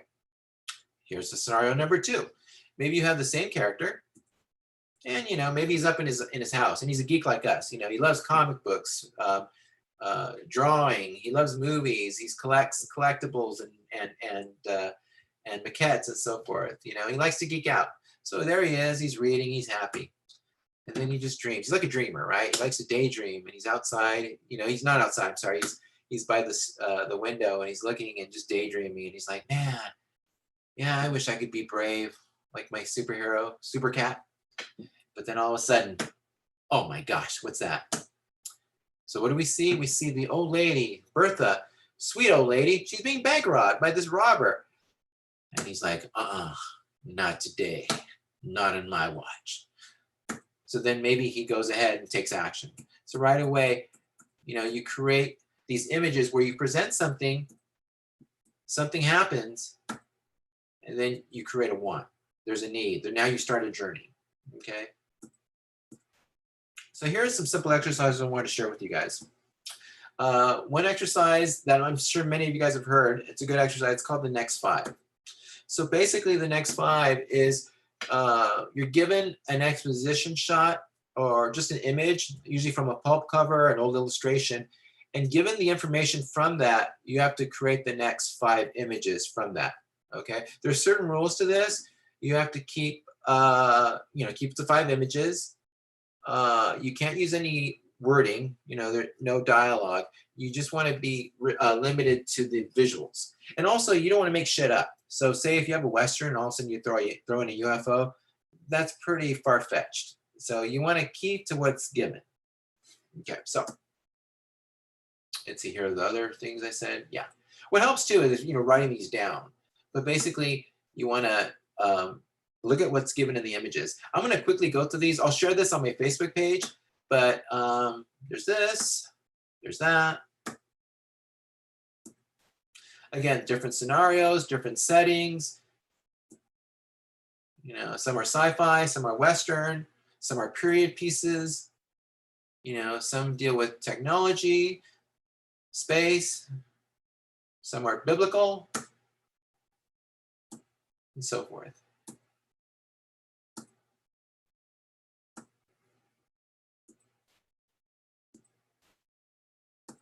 So again, I'll post these all on my Facebook wall. I posted them last time, but I'll just redo it after tonight. So therefore, if you want to take a crack at it. Okay, so this is the next 5 that Mark Andrews did. Oh, I'm sorry. That was from something else. Let me go back. Okay, so let me show you what I did. I used this illustration. So what I did was, this is the information I pulled out when I started. It's like, okay, this looks like something from the 40s and 50s. The thing that tells me that is like how they're dressed. He's dressed in a trench coat and hat, which how most of the guys dressed around that time. She has like a Marilyn Monroe type hair, so kind of tells me we're in that time frame. Where we're at, I don't know. Maybe we're outside of an apartment. Could be a motel, hotel. What does it tell me about the motel? It doesn't seem like it's scary. It seems like it's well kept. I see a nice fern there. I see a mirror, works of art, a vase. So this tells me it's not dilapidated. It's not like falling apart or scary. It seems pretty modern. And it's a 2-level, so there's stairs coming up, and we're just happen to be on this doorstep to this hotel room. So anyway, that's the information I got. So from there, I did 2 versions of this. The first version was you go from here, and then you go from this angle where it's an over shoulder on the woman and man. The door opens up. It's a young girl, and she's kind of worried. You see the chain on the door. Okay, you see the reverse angle, and then we see is that the room has been torn apart. Something happened, something bad, and maybe that's why the girl is worried. Okay, so now you cut to this angle, and we have a new information. We have another character coming into frame. The other characters don't seem too happy about him. Even the girl, she looks like she's screaming. But this guy, really big in frame. Okay, now I reveal him. Okay, he doesn't look happy. He looks kind of pissed, and he's holding a bottle. Maybe he's a drinker. Who knows? But it doesn't look good. So now he has now joined them in front of the door. They're all looking at him. And now I gave the man some new information. I had him holding a piece of paper. The piece of paper could be, I haven't really established who these people are yet, but maybe he's from the school. Maybe he's from social services. Maybe he's a cop. Who knows? But anyway, he seems like he's trying to make peace, or at least trying to be nice about it. The woman looks worried. So from here, I did this. So basically I had the guy punch the smaller guy out, and everyone looks, scared. So anyway, I've yet to answer what this could be, but basically I set into motion a possibility of what can happen based on that first image. Okay, the second version I did was same image, and then I opened with a down shot. The man and woman are out, and they look down, and they see the blood. Okay, so the man's there, and he says, "Stand back, I'm going in." So they look concerned. So they open the door, and you reveal dead body, you know, knife on the back. And the dead body's holding this photo, okay? So there they go in, and they're now looking at the photo. And you reveal that the photo is that one woman and her face has been X'd. So you're thinking like, was she the target? Was she, you know, was she supposedly the person that this killer was looking for? And my last image was the killer. So now I'm creating suspense because they don't know what we know, is that the killer is now coming in. So anyway, that was my second version based on that. There's no right or wrong. You're just thinking about possibilities on how to storytell based on what's given. Okay, from that, from the next 5, you can start doing the next 20. Now the next 20 is basically the same thing, but now you're building up to 20 images. Okay, so this was one version I did. So based on this, I have 2 things happening. In the foreground, we have this creature like a big wolf, Bigfoot type creature. And then the folks in the back who don't seem to notice him. So we have a guy on the horseback, and then a woman on a cloak with like a lantern, and they don't seem to notice. So you know, there's something tells me that this is from maybe a period piece from long ago, just based on the way they're dressed and so forth. So based on when I kind of gathered from that, I went ahead and did this. Here's my first image. I did a close-up on the character. He looks worried. This is the guy on the horse. He looks down. You establish he's got 2 bullets. And there's the woman. She looks worried. She has a look like, oh my gosh, just 2 bullets. And all of a sudden, you cut. They're in the background, and I cut to this. Something has just ran across the screen. So there they are. Then I close up on them. They look worried. And then they hightail it out of there. So now they're on the horse, and they're starting to move. Then all of a sudden, I reveal the character, the creature, I should say. And then I do an over the shoulder of the man and woman on horse, and they're still leaving. And now I establish this village way on the bottom valley. So that's where they're going to go, maybe for shelter. So the creature's high on their tails, grabs the back hoof. They all tumble. The guy is in the back. He clutches the rifle, and the woman falls more toward the back. There's the guy. He looks back, determined. And you reveal the monster. He's about to eat the horse. Then he slaps the hunter. And then the rifle gets thrown out, and it lands right in front or near the woman. And so there's the monster. He's over the injured guy, and you know the woman is pointing the gun. She's about to shoot. And there she is. You know, she's just shaking the gun. She's a little bit nervous. She doesn't want to miss. There's the creature. He starts to charge. The gun gets fired, and we cut to black. So anyway, that's one version. Now, looking back at this, I probably would have changed a few things. One thing I would have changed probably would be not revealing the monster so early. You know, I could have built a little more mystery. Maybe I could have had them keep going until they go to the bottom, and then maybe I cut to this. So I saving the monster, and I save it for last. You know, I'm trying to build up kind of like what Alien did, Ridley Scott's first Alien, where you don't really see Alien, only in the last minutes. So that way, that might be a way of building more suspense and so forth. But anyway, there's many ways to do this. There's no right or wrong. Think of things as weaker and stronger. So, you know, weaker things would be like, oh, maybe you could have done this to amplify the emotion more, you know, so forth. Okay, so from here, you can also do the next 20 on a fairy tale exercise. Okay, so same thing, you know, you can borrow from any classic fairy tale like Aesop's, Hans Christian Andersen, Grimm's Brothers, and so forth. The same rules, no dialogue. So what I did was I did Little Red Riding Hood. So what I did was I opened up on a shot of the pie, and it says for grandma. And then I opened up to the inside of Little Red's modest hut that she shared with her mom. So there's mom giving the pie away, and there's Red with her cloak. So Little Red says bye, and she's on her way. And there's mom. You see this nice open pasture that they're in, and she's about to leave, nice round trees and so forth. So, you know, just a nice happy moment. Like she's off just like any other day, just to go see grandma. So right away, I wanted to add some contrast, some interest, like things aren't necessarily as safe as we seem to be. So now I'm having Red enter this forest, and I'm having big trees, dark shadows. I'm really playing her really insignificant. So she's really vulnerable.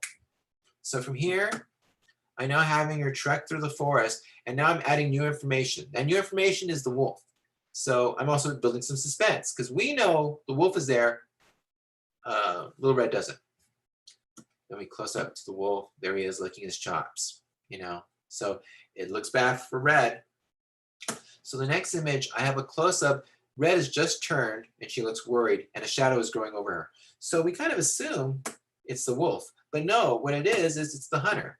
Now, in the classic story of the hunter, they showcase the hunter somewhere in the middle of the forest meeting Red because the hunter has to know where Red's going because in the end he kills the wolf. So I had to establish, I had to explain how did the hunter know where Red was going. So I have him meet, you know, in the middle of the forest, but I also have the wolf somewhere nearby so we can hear this. Now, let's just assume, you know, the wolf knows English and he knows this information. Anyway, I'm just cheating this. But anyway, there's the wolf. He's hearing this. And, you know, there's Red sharing the information. Yeah, I'm going over there to see Grandma. And then there's the wolf. He knows, oh, Grandma. Okay. Then he takes off. Okay. So I've kind of explained the dilemma that we need to solve, which was having the hunter know this information. And now we know that the wolf is on his way to go see Grandma. So there he is. Time has passed really quickly, and now he's at Grandma's house. And just to build a little more drama, I'm having shadow over the house to suggest something bad is about to happen. So from there, I do a close-up inside of Grandma. You know, the door's open, you see the wolf's shadow over her, and there she is. She's just kind of like, oh my gosh. And then on her nightstand is a picture of her and Little Red, just to further connect that, you know, this is Red's grandma. So now time has passed, and now Little Red has now arrived at Grandma's house. So she's knocking on the door. So the door is opened up, and inside you see what we think is Grandma, but we see a figure on the bed, all dressed, all draped in shadow.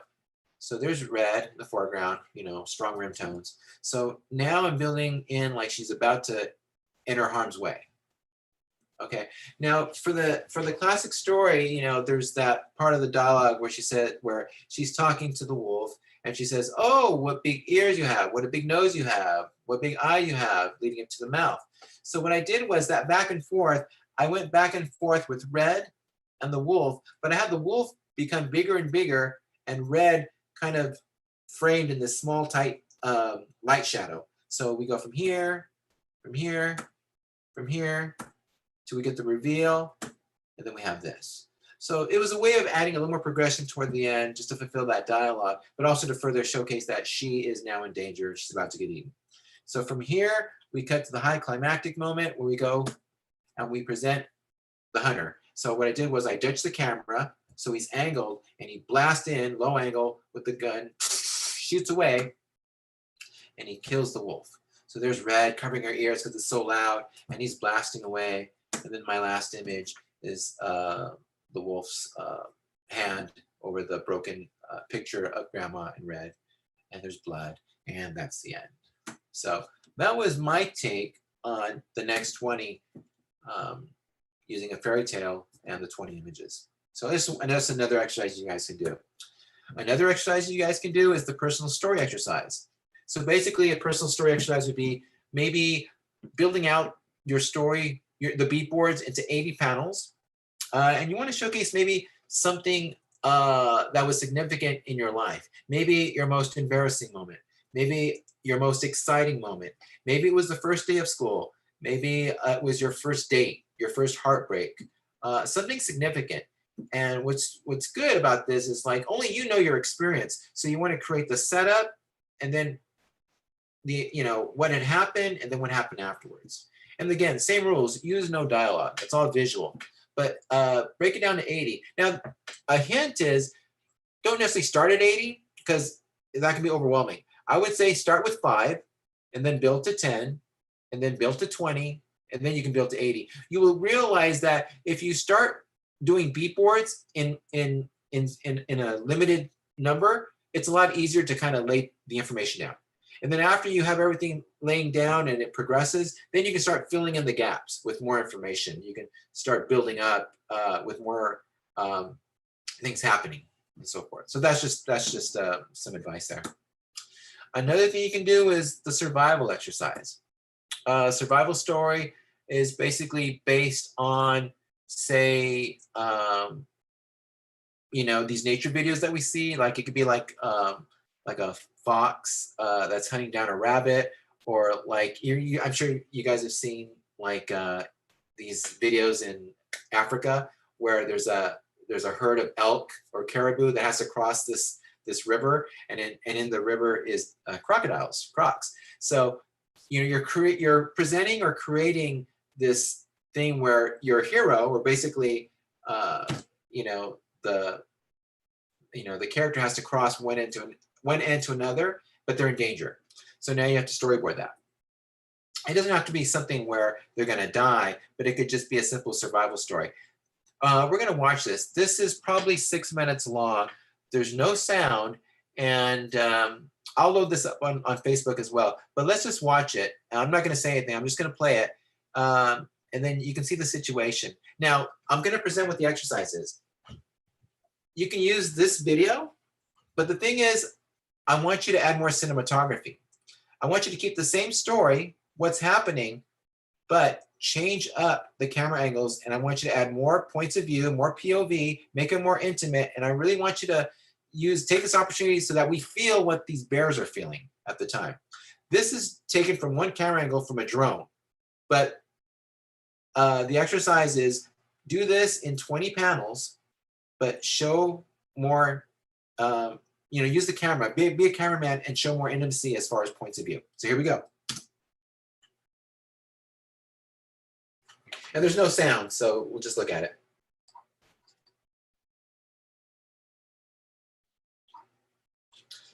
See that bird crawling over? Shadow of the hawk. That was cool. So it's just a mama bear and a baby bear. And they're on this bank. And they just want to get over the hump. So you see mama bear, and you see the drone. The drone's pretty close. Oh, there's baby bear sliding.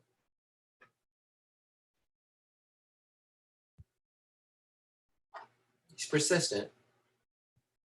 You see the shadows of the hawks climbing over, or just being on. And there's mama bear. So she's just waiting for her cub to join her. Okay, you can see the challenge that baby bear is having.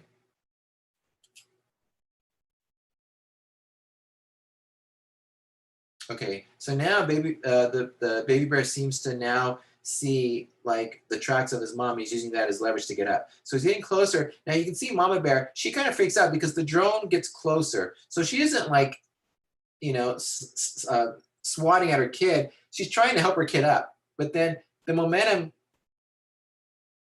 brings the baby cub to fall down.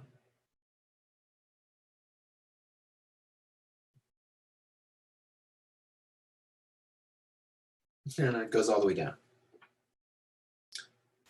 Okay, but he's okay.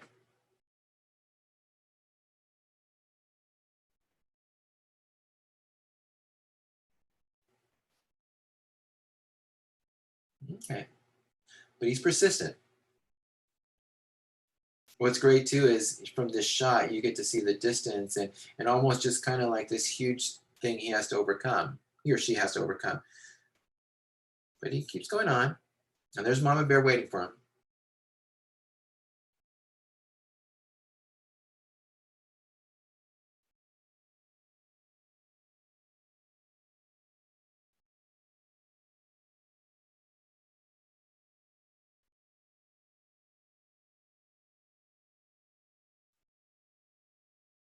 Okay, he's trying to find his footing. Just about there.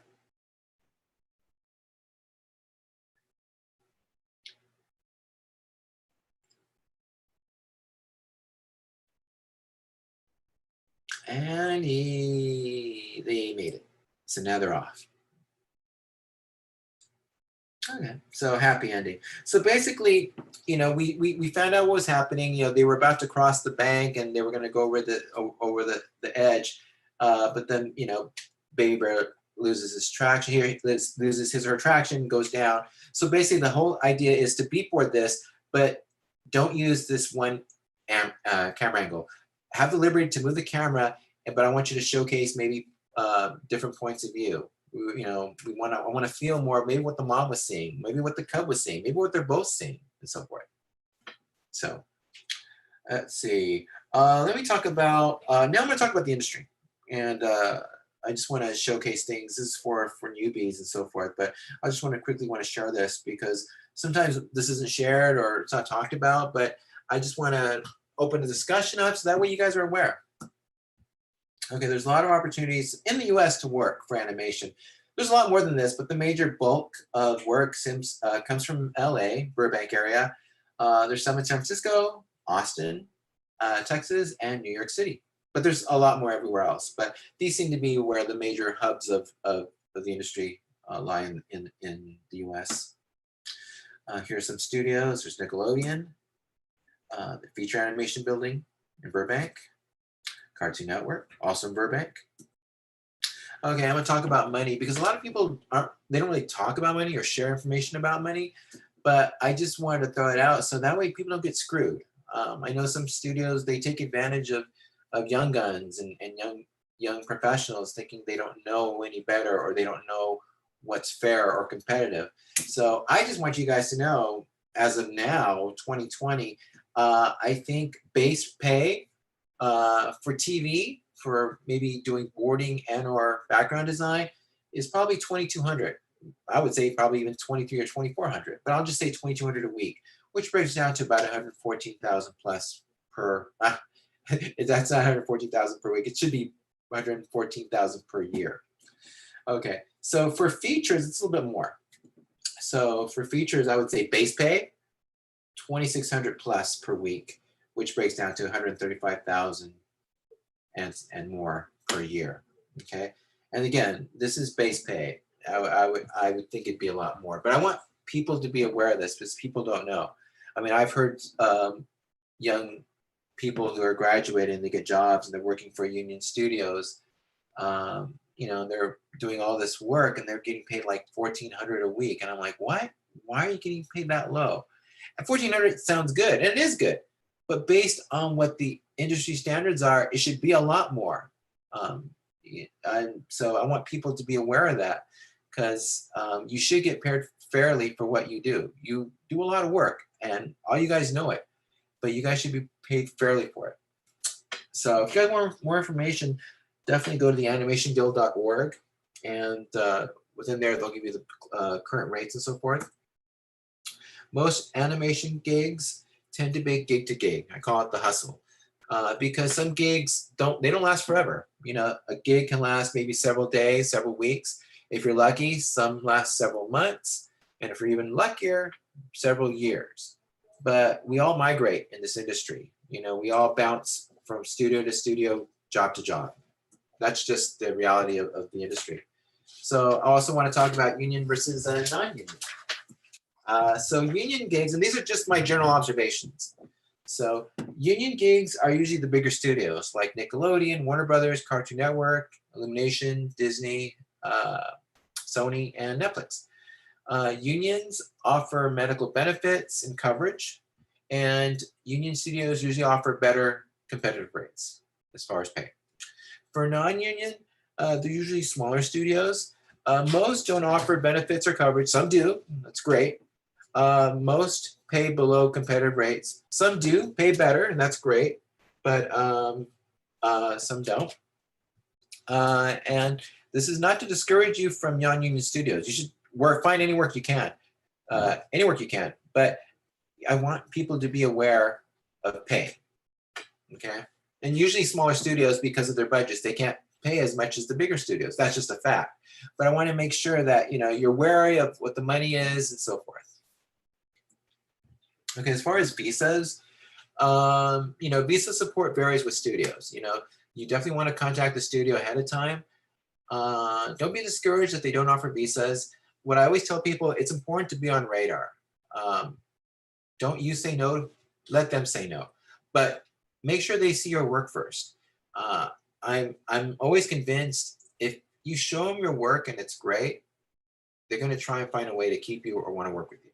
So don't let current situations stop you. I would say always keep doing your great work. Reach out to them. of course it helps if, to make sure if they do have a solid line that they can offer visa support. But I guess the main thing I want to tell people is like, be on people's radar as much as you can. Okay, in-house versus remote. So in-house, when you work in-house, you build connections and you network more. You also learn the pipeline more, the pipeline production. And you're obviously on radar more because you're working with people face-to-face. Now, working remotely, there's more opportunity to work non-exclusivity. Which, what I mean by that is, usually when you're working in-house, you can only work with that one studio. They don't want you to work with a competing studio. When you work remotely, there's more opportunities to work with more than one employer. So there's that. Let's see. Okay, I want to talk a little bit about COVID. Okay, so COVID's kind of a weird time, obviously, and it's weird for everyone, and it sucks, and it just it's created a lot of challenges. But one thing I know is that this is just a temporary thing, and we're gonna get through it. We've been through a lot worse, and I know that eventually we're gonna overcome this, and it'll, we're gonna be back to as normal as we can. How I know this for sure, I don't, but I just believe, and I know that we've overcome things that are far worse. Now I do see a silver lining in all this. I've been working from home since 2015, and for me that was an adjustment. But now I'm pretty cool with it, and this is just another day for me. When COVID happened, all of a sudden studios now had to like adjust and change, and it's almost like the whole world caught up to me, or caught up to the few people who like me who work from home. And it's an adjustment, and I know there was like these learning curves and big things you had to figure out, and that's okay. What's great is that we can still do what we do from home, and with the technology we have, we can still do what we do. And we probably couldn't do this like 5 or 10 years ago. So for it to happen and what we're dealing with, yeah, it sucks, but I just know, like, my gosh, it could be a lot worse, and we should count our blessings to what we have. So, and with that, what's interesting is that with COVID, it proved that this can work. So this is just another option for people to work from home. And I'm under the impression, if it works, don't fix it. It's not broken. Work to what works for you as far as productivity and so forth. I think COVID brought opportunities as far as studios working with people from all over the world, and that's wonderful. I guess, just trying to say we're going to be okay, and COVID is just a temporary thing. I know it's been an adjustment, but I also believe what doesn't kill you makes you stronger, and we're going to be okay.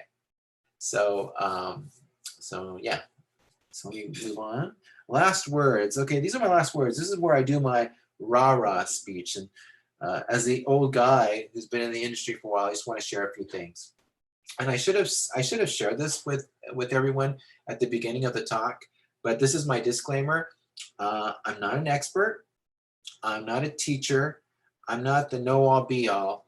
I'm none of those. I'm just an older one of you guys who's been around, who's been lucky enough to bounce around and work with a lot of people and work with a lot of studios and a lot of projects. And I'll be the last to claim that I know everything. I don't. But I'm lucky enough to experience a lot of things, both good and not so good. So I just want to share these with folks. Just hopefully they can learn from what I did. So these are my last words. So work like you're doing an art book. Okay, stay hungry. Always stay hungry. Always try and learn something new. Keep learning and growing, and keep challenging yourself. If you're a character designer, learn backgrounds. If you're a background designer, learn characters. Once you knew that, start doing them both and start creating visual development. Not just do one piece, do several pieces. And then once you do that, learn storyboarding. You should always learn storyboarding. It's great to learn storyboarding because there's more opportunities in storyboarding. And storyboarding is a great way. It's like you're a director with a pencil. You're storytelling, and you're learning how to visually tell stories and how to build up and set up things. So always learn and stay hungry. And there he is. Keep learning. Don't be an asshole. There's no reason to be an asshole. You should always be grateful for where you're at. Be kind to one another. There's too many assholes in the world. Don't be one. Challenge yourself. Stay humble. There's always someone better than you. Keep saying that to yourself, because the reason you think you're the shit, that's when things start to fall for you, because you stop learning, you stop trying, and there's not that edge, that hunger to keep going. So, but that's just a fact. There's always someone better than you. Heck, for me, all I have to do is look on blogs or on Instagram, and there is someone, like, not someone, there's like at least 10 or 12 people per day who are like, oh my gosh, now I got to watch out for that person. And for me, when I'm older, yeah, opportunities do come a little bit easier for me, but it doesn't mean it's a walk in the park. I'm older, which means I'm more expensive, which means I have to work that much harder to prove myself. So I have to now work harder against you young guns who are way better and more sophisticated.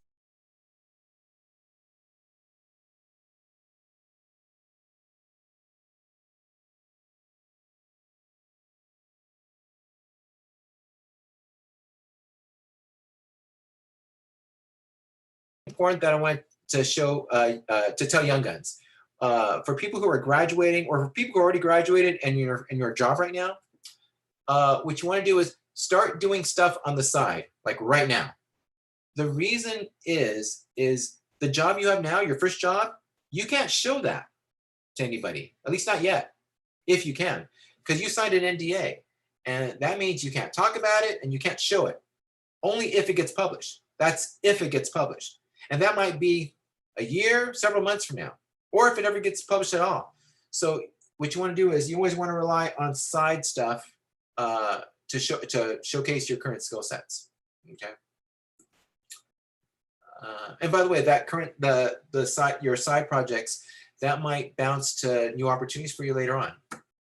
Okay. You always want to stay on radar, stay on social media. Reach out to studios. You want to network as much as you can. Of course, it's tough now with COVID, but afterwards, you definitely do. Don't ever be scared to make mistakes. You always want to try and draw. Don't draw in fear. You always want to try and draw fearlessly. You always want to have a fuck you attitude when you draw, because you're not scared. You just attack the paper. And when that, it shows confidence and your boldness to just explore and just make things happen. And that's going to get a response. So don't worry about making mistakes. It's not mistakes, just start drawing. Think like a filmmaker, think like a camera. Be cinematic, explore what the camera can do for you. Yeah, explore social media. I've been lucky enough to work with great guys, great folks, great artists, great creatives, and they've since started their own projects and have created new opportunities for themselves and for the industry, like Robert and Dice. Those guys are awesome. And now they're doing stuff at Tonko. They started with the Dam Keeper and now have started their own studio. My good buddy Armand Baltazar, I worked with him over at Pixar, and he did this kids book. This was a kids book that he did for San Diego, and he joined me and my friends up at Comic-Con, and he was showcasing his work, and he was fortunate to meet a publisher there who eventually that led to more opportunities, and now he's got his own book and he's got a second book coming, and it's taken off, and it's awesome. It's wonderful. If you have a chance, go check out Timeless. Timeless is the name of the book. My good buddy Armand's book. Check it out. Bobby Pontias, awesome biz dev guy from Disney. He did the film One Small Step, beautiful, and now he's now a creative. I believe he's in development, head development person at Disney. But oh yeah, it's awesome. Stay inspired, get inspired. Inspiration can come from anywhere. Start boarding, start learning beats. Watch movies. I know it's tough to watch movies, but if anything, watch scenes from movies. Scenes are like mini movies in a big movie. Okay, start going on YouTube. Start looking at stuff that Tony Zhu's done. Every Frame a Painting. Great video series. Tony goes out and does these small things. They're like 4 minutes, maybe 12 minutes long, and they're different topics. It could be on filmmakers and directors or genres. Really great. Start educating yourself as far as film language. Start looking at the cutting edge. This is a documentary on YouTube. It's free. The Cutting Edge, the Magic Movie of Editing. It's not so much about movie editing. It is, but you can cross out movie editing and you can just put in storyboarding, because we're basically talking about the same principles. You know, what the camera can do, you know, how you're storytelling and so forth. Start looking at The Belief Agency. They've got a great series where they're with Brian McDonald. He's a great filmmaker and a storyteller. He talks about filmmaking and the process of filmmaking and storytelling and genres, and he talks about characters and so forth. Really great, really inspiring. It's almost like you're hearing from a master storyteller, breaking it down in the most simplest terms about what storytelling is. Start looking at the documentary Visions of Light. It has to do with cinematography. Beautiful. There's a lot of great film clips and many interviews with the filmmakers and so forth. Start expanding your knowledge of films, not just current films, but past films, classic films, foreign films. There's I believe it's on YouTube, or it could be on Vimeo. It's called How Nature Documentaries Are Fake. Definitely check it out. It's awesome. I have it here, but we don't have no time, but definitely check it out. Hello. Oh, okay. So anyway, I'm going to fast forward. We're almost at the end, guys. So I just want to leave a words of advice from other folks. So this is from Mr. Bowie. Oh, let's play that again. Always remember that the reason that you initially started working was that there was something inside yourself that you felt that if you could manifest it in some way, you would understand more about yourself and how you coexist with the rest of society. And I think it's terribly dangerous for an artist to fulfill other people's expectations. I think they generally produce their worst work when they do that. And if the other thing I would say is that if you feel safe in the area that you're working in, you're not working in the right area. Always go a little further into the water than you feel you're capable of being in. Go a little bit out of your depth. And when you don't feel that your feet are quite touching the bottom, you're just about in the right place to do something exciting. I like that last part when he talks about, you know, being outside where you can barely touch the floor. In a way, you can kind of equate that, like if you step out of your comfort zone and then put yourself in a situation where you have to learn things, you have to try things, that's when you start learning. That's when you start growing. That's when you start challenging yourself. So I would say take those words and just kind of do that to what you're doing with your work, your art. You know, challenge yourself. Stay out of your comfort zone. If you just draw one thing, it's like, that's fine. But start drawing other things. The reason I say that is this is what the industry is. When you work in the industry, 98% of the time, you're not going to draw what you want. You're going to be asked to draw what you're told. So you have to rise to the challenge, and you have to accept the challenge and go for it. So that's what the industry is. You know, that doesn't mean it's, you know, you just have to, it's not difficult. It just means it's a challenge, and you just learn what that is. But you still apply the same thing. It's the process. You do your research. You find out the scope of the story, the context of it, and then you work your way through it. Here's some another thing, some great advice. This is from Denzel Washington. I'm particularly proud and happy about the young filmmakers, actors, singers, writers, producers that are coming up behind my generation. In particular, Barry Jenkins. Young people understand this young man made 10, 15, 20 short films before he got the opportunity to make Moonlight. So never give up. Without commitment, you'll never start. But more importantly, without consistency, you'll never finish. It's not easy. If it was easy, there'd be no Kerry Washington. If it was easy, there'd be no Taraji Henson, P. Henson. If it were easy, there'd be no Octavia Spencer. But not only that, if it were easy, there'd be no Viola Davis. If it were easy, there'd be no Michael T. Williamson, no Stephen McKinley Henderson, no Russell Hornsby. If it were easy, there'd be no Denzel Washington. So keep working, Keep striving, never give up, fall down 7 times, get up 8. Ease is a greater threat to progress than hardship. Ease is a greater threat to progress than hardship. So keep moving, keep growing, keep learning. See you at work. Anyway, yeah, great words from Denzel. That always fires me up. So I wanted to share that with you guys. So anyway, like I was saying, this job that we do, being a storyboard artist, a vision dev, character designer, it's very much like Project Runway. You know, we get launched on a project which we may or may not know anything about, but we're told that we have to design it by this certain time, and we accept the challenge and we just go for it. That's what the industry is. So when I started Cars 2, I didn't even see Cars 1 yet, and I'm not even a car guy, but I had to learn all that stuff. It's just the process you learn. You educate yourself, you know, you do your research, you try and figure out what the story is, what your needs and requirements are, and you just go for it. And you just take stabs at it. And that's what it is. We're not magicians. We're not wizards. We're just regular people just trying to figure it out. And what happens is, you know, you just go through these steps, the process to get you there. And you just take your best stabs. And it's all about, you know, you work in this big funnel and you're trying to hit a target. So that's kind of that's kind of what the job is. So accept the challenge.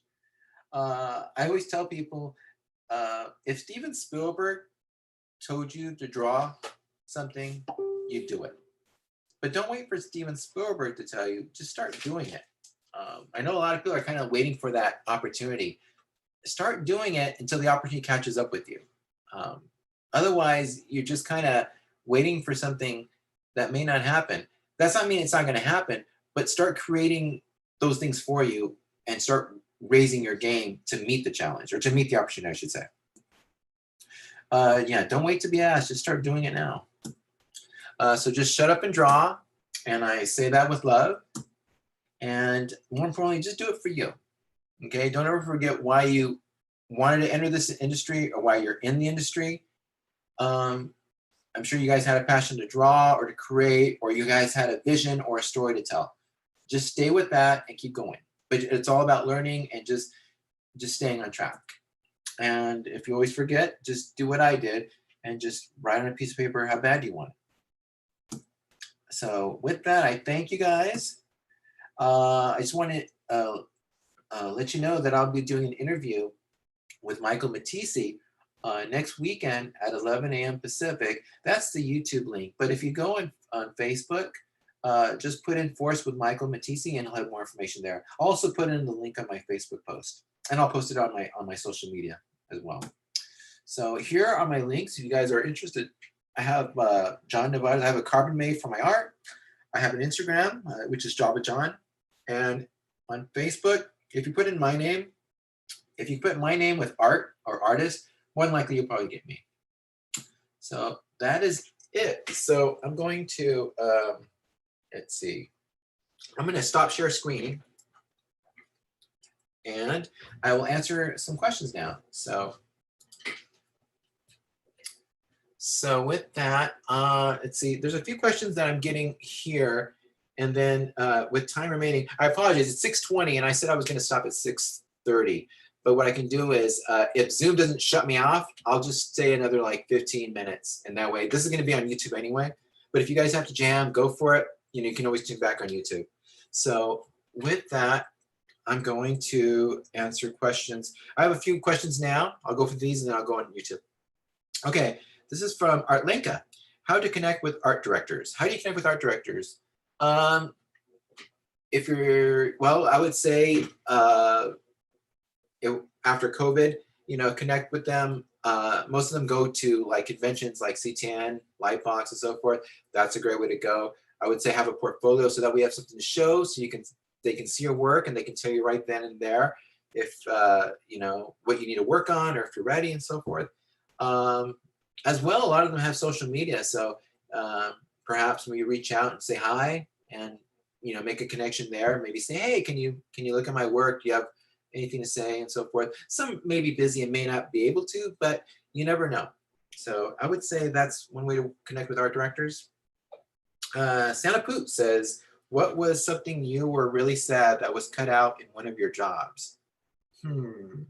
Well, I know I was talking about someone about this earlier. On Scoob, I was working on the galleon that was sunk. Unfortunately, that didn't make it, and I was kind of like, oh, it would be nice to see that. There's also the Shaggy's when he was the candy utopia in his mind. I would have loved to see that. That just happens, you know. We have no control of story. Story changes. You know, the editors, they need to cut things to make the story better, and that's just part of the story. Don't get married to your work. You know, just do the work. And if it's not in the movie, it's not in the movie. Don't worry about it.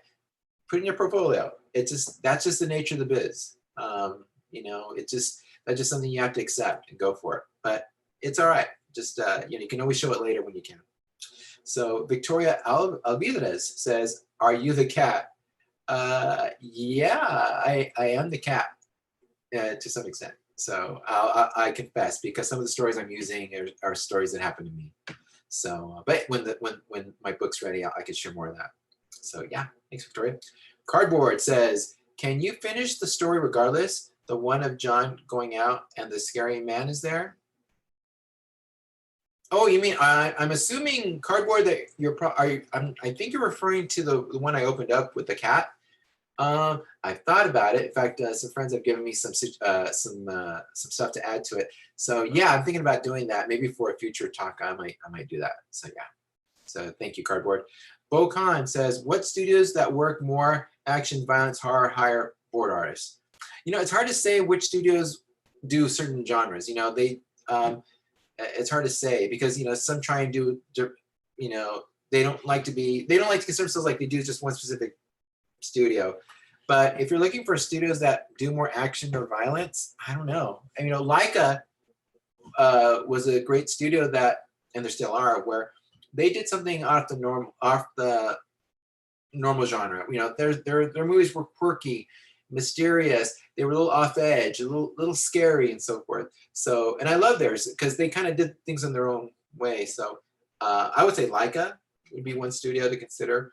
But, you know, it'd be nice. And this is one thing. It'd be nice if studios, you know, and most studios, I think in the beginning, they have these intentions where they start off doing something really scary, really bold, really original. But sometimes they go through this funnel through production, and they all seem to look alike. They get safer, or, you know, they get edited down. So whatever that crazy, bold, different thing they had in the beginning gets watered down. So it would be nice if I saw more studios just kind of take chances and just kind of maybe do something a little more different. But I don't know. Who knows? I mean, hopefully that can happen. So Razanu says, "I hope this gets recorded. I really like this lecture so far." Thank you. Yes, it will be recorded. I'm going to leave it on YouTube. I'm going to leave it on YouTube at least for the next 3 months. I might take it down because I'm thinking about doing more of these and more, you know, doing a better job. But for the time being, they'll be up. Gandhi Mohammed says, "I wanted to ask about something. Why did you choose this camera angle in the frame that Red Riding Hood was knocking her grandma's door instead of a down shot?" No reason. You know, it's kind of, I just, and I kind of liked it. You know, sometimes, you know, you just choose something because you like it. Sometimes you choose it for simplicity's sake. I could definitely have used a down shot. But, you know, sometimes it's all about choice, and sometimes it's like it resonates, like it's good to the gut. Other times you're kind of like, well, does it answer the information you just say in that moment? But for me, for that shot, I just like the side shot. So yeah, thanks, Candy. Nimi Studios, I hope I'm pronouncing that right. "What's the panel limit for this one, for Mama Bear?" Okay, for the Mama Bear one, I said 20. If you want, you can make it 30, but start with 20. But like on those story exercises, the beat exercises, start with 5 because it's easier to like digest. You know, if you start right away with 20, you're going to be overwhelmed. You're like, oh, where do I begin? Start with the 5 because those 5 will tent pole the big moments. And then once you're comfortable and you feel it feels well progressing and so forth, start adding little things in between, and then it naturally builds out, and you can start editing as you go. So Rachel Faye says, hi, John. In your experience, what are the chief differences between boarding for TV, for feature films and boarding for TV? This is something I think a lot of people struggle with. Yeah, well, I'd see. Yeah, I mean, I was lucky enough to start with TV, and then I made the jump to features. When I was in TV always got a bad rap. Like, it was always considered the ugly stepchild to feature. Like, feature always got the respect, the love, the money, the fame, and TV was considered like, you're TV, you know, that kind of thing. And I always wondered about that, like, why, you know, why were they not getting some love? So, but I don't know why, but I think that's just kind of arrogant.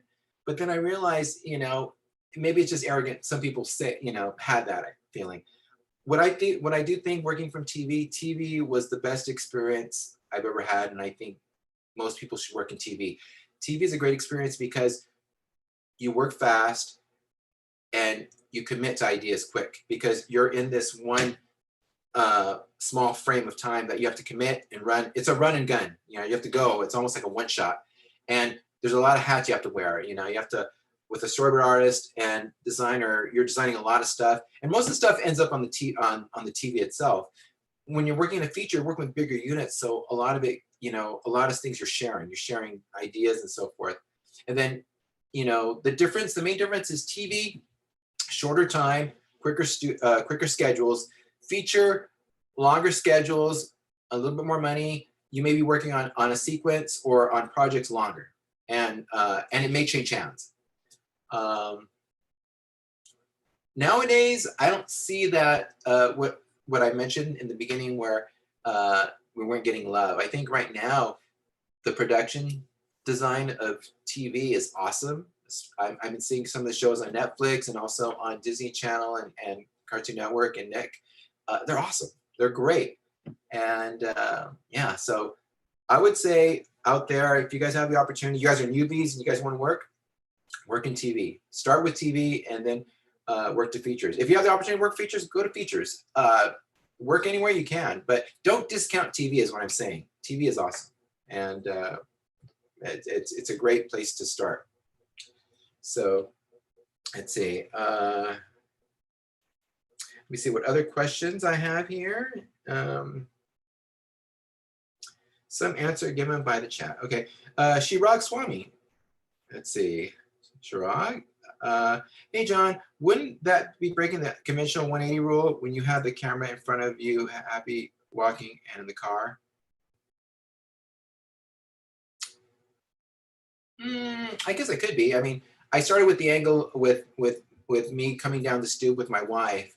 And so I was walking to camera and walking from right to left. And then the camera, it could have been. I'd have to look at it again. I kind of remember. But yeah, Shirag, I could have been cheating a little bit. But yeah, I have to look at it. So for Eunice Mock, can a beat board be sufficient for a full storyboard as long as it tells the story clearly? It can be, but I think beat boards, if you think of a beat board as a board, it'll kind of look like a montage, I think. You know, you'll have to, you know, somehow you're kind of connecting them and you either cross dissolving or something. I guess it could. I've seen that done in shorts and in videos. But for the industry, they're considered slightly different. Beat boards are considered more something for in the studio. It's more like for selling something to executives or internal pitching where you're pitching ideas. So the end result is you're using all that for the storyboards. You know, the storyboards are what we have to do to tell the story. So beat boards are great exercises to get you to boarding. So it's a great way of concisely thinking about ideas and framing and so forth to get you ready for boarding.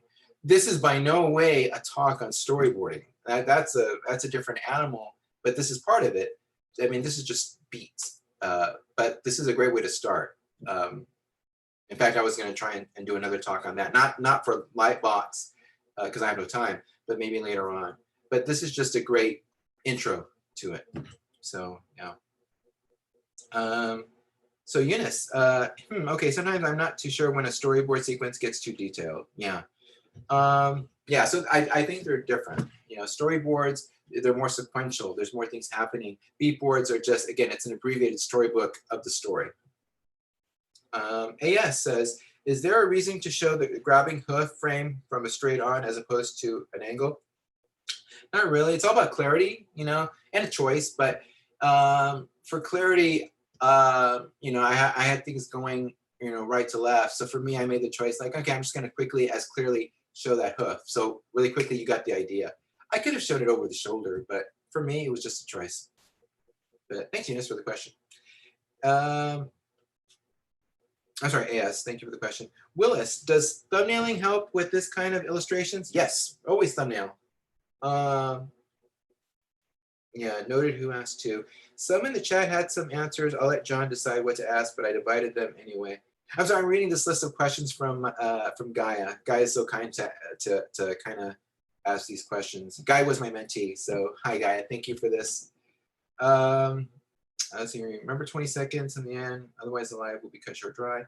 Thomas Campy, did you think it's difficult for, hey Thomas, do you think it is difficult for someone with many years of career in comics to get in animation?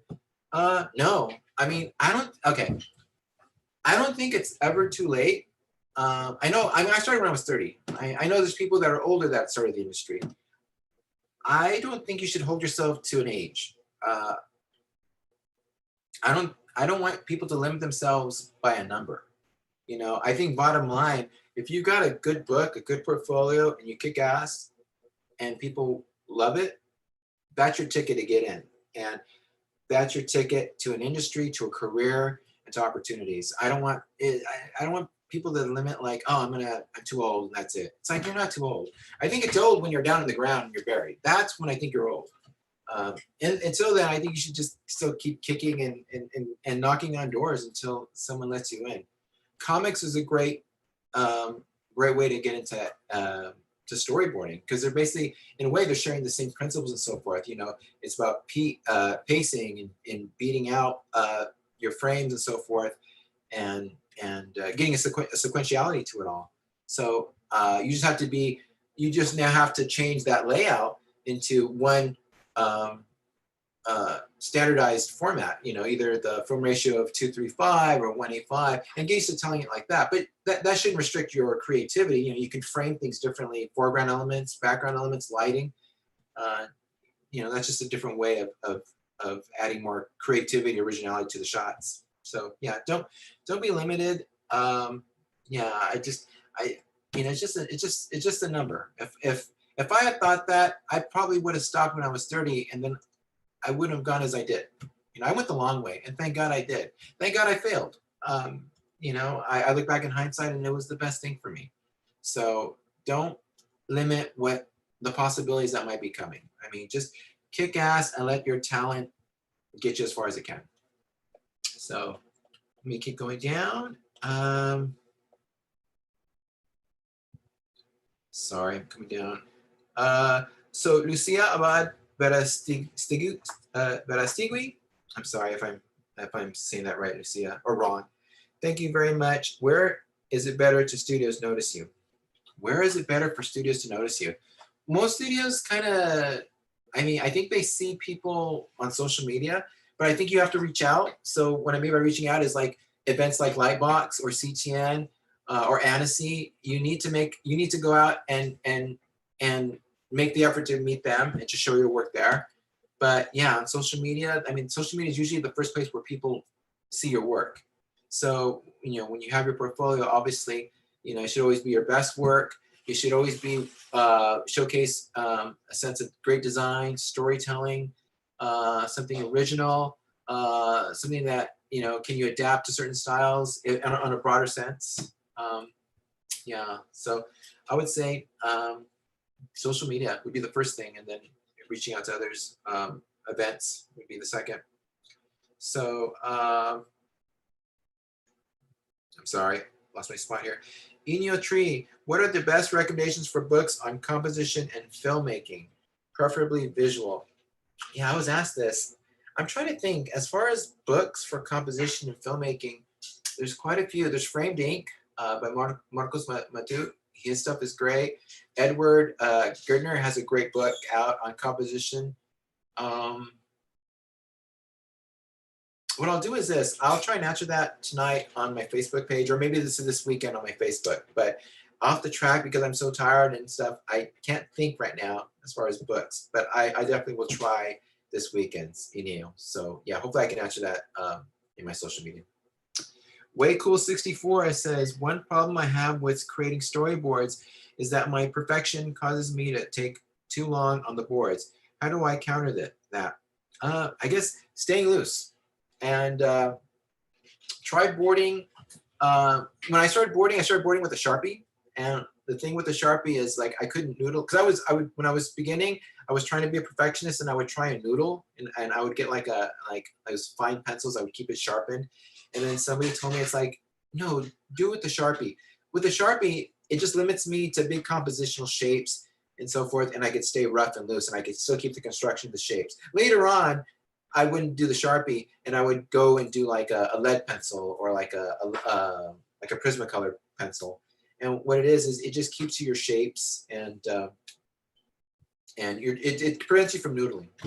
Also, a great way to learn is like try. Yeah, I mean, limit yourself to the time frame, but you're already kind of doing it for work anyway, so you're already working under time constraints. But when you're beginning to do storyboards, you want to try and create this fire under you in the form of a timeline, or a deadline. So it's like try and rough out things as much as you can, and then go back, and you can always fine tune it. But you want to throw it out first as best you can, as rough as you can. So hopefully that answers the question. But thank you, Waco64. Adrian Hirsch Polit says, what advice do you have for a newly graduated storyboard artist who is looking for jobs? What advice? Okay, if you're looking, I would say, well, make sure your portfolio is nice and strong, which I'm sure that's you're shooting for anyway. I always tell people try and have at least 3 sequences in there. You know, three storyboards that showcase your best. Let's see. Make sure it's clear when you're putting it on social media. Make sure it's user friendly, easier to see. I like storyboards that are rough. Type boards seem to be sterile and stiff. When it's okay to be rough for a storyboard. People forget the fact like a storyboard isn't meant for the public to see. A storyboard is an internal device used in studios, so the crew sees it. So then that way we give to the filmmakers to finish the film that we see on the screen. So don't necessarily have to be tight. They should just be clear. And by clear, it should be loose. There should be some energy lines, some construction, slightly on model, of course, but it's all about performance and just kind of like getting out strong compositions and good storytelling. So yeah, I would say like, because I mean, it's hard to judge until I see your storyboard or your work, but generally I would say stay loose, stay clear, achieve some clarity. Depending on the format of the board or the storytelling, you know, try and get a sense of cinematic, you know, things coming in and out of frame instead of talking heads flat. There's shows that do require that. So, you know, and you have to think on the context of what you're boarding for. But yeah, I would say when looking for a job, yeah, I'd say, I mean, there's right now with Netflix and all these other studios now that are open, have portals. Yeah, reach out to as many as you can. While you're doing that, start getting new work out. Start creating new boards. I mean, I kind of gave you suggestions on exercises, but start creating new work for yourself. Work like you have the job already. That goes for anything. I should have said that in the talk, but pretend like you have the job already and start creating work while you're waiting for the job, for the opportunity, because you always want to keep your hand warm and keep ideas going and start challenging your skill sets. So you always want to keep doing that. So Adrian, yeah, that's kind of like the broad advice I can give for that. Elisa, what is the best way to present your boards on your portfolio on your website? I want to use a slideshow click through, but my website doesn't have that feature. What would you suggest? Well, you can always do tableaus. Tableaus are like you get a whole page and you get like 4 or 5 and then 4 rows down. So you have like maybe 20 to a page. You can do that. The only challenge is that you don't want to make them too small, because if you show recruiter, you want to make sure the recruiter can follow the eye and that things are clear and that he or she can understand them. The best way is what you suggested, is a right-click viewer like Blogspot. Blogspot, I think, is the great way to showcase storyboards, because you click on the link and it magnifies one image, and you can right-click and it becomes a poor man's animatic. You can see things clearly and control the viewer. Some viewers have a lag and so forth, and that can be frustrating. But if you can mimic anything like a right-click viewer, that's okay. What I tell people too is, like, if you go to CTN, like if you're lucky enough to go to CTN, Annecy, Lightbox, and you're going to present your work to a recruiter, you can have them on your website and then use the Wi-Fi and show it. You can do that. I tell people, as a backup, put everything in a folder and then open it up in preview. So that way you're not dependent on the nearest Wi-Fi or whatever. You can just open it up and then use preview. It's the same thing. You're doing a poor man's animatic and controlling the right-click feature. So yeah. So with that, I'll do one last question here, and then I'll look on really quick on YouTube.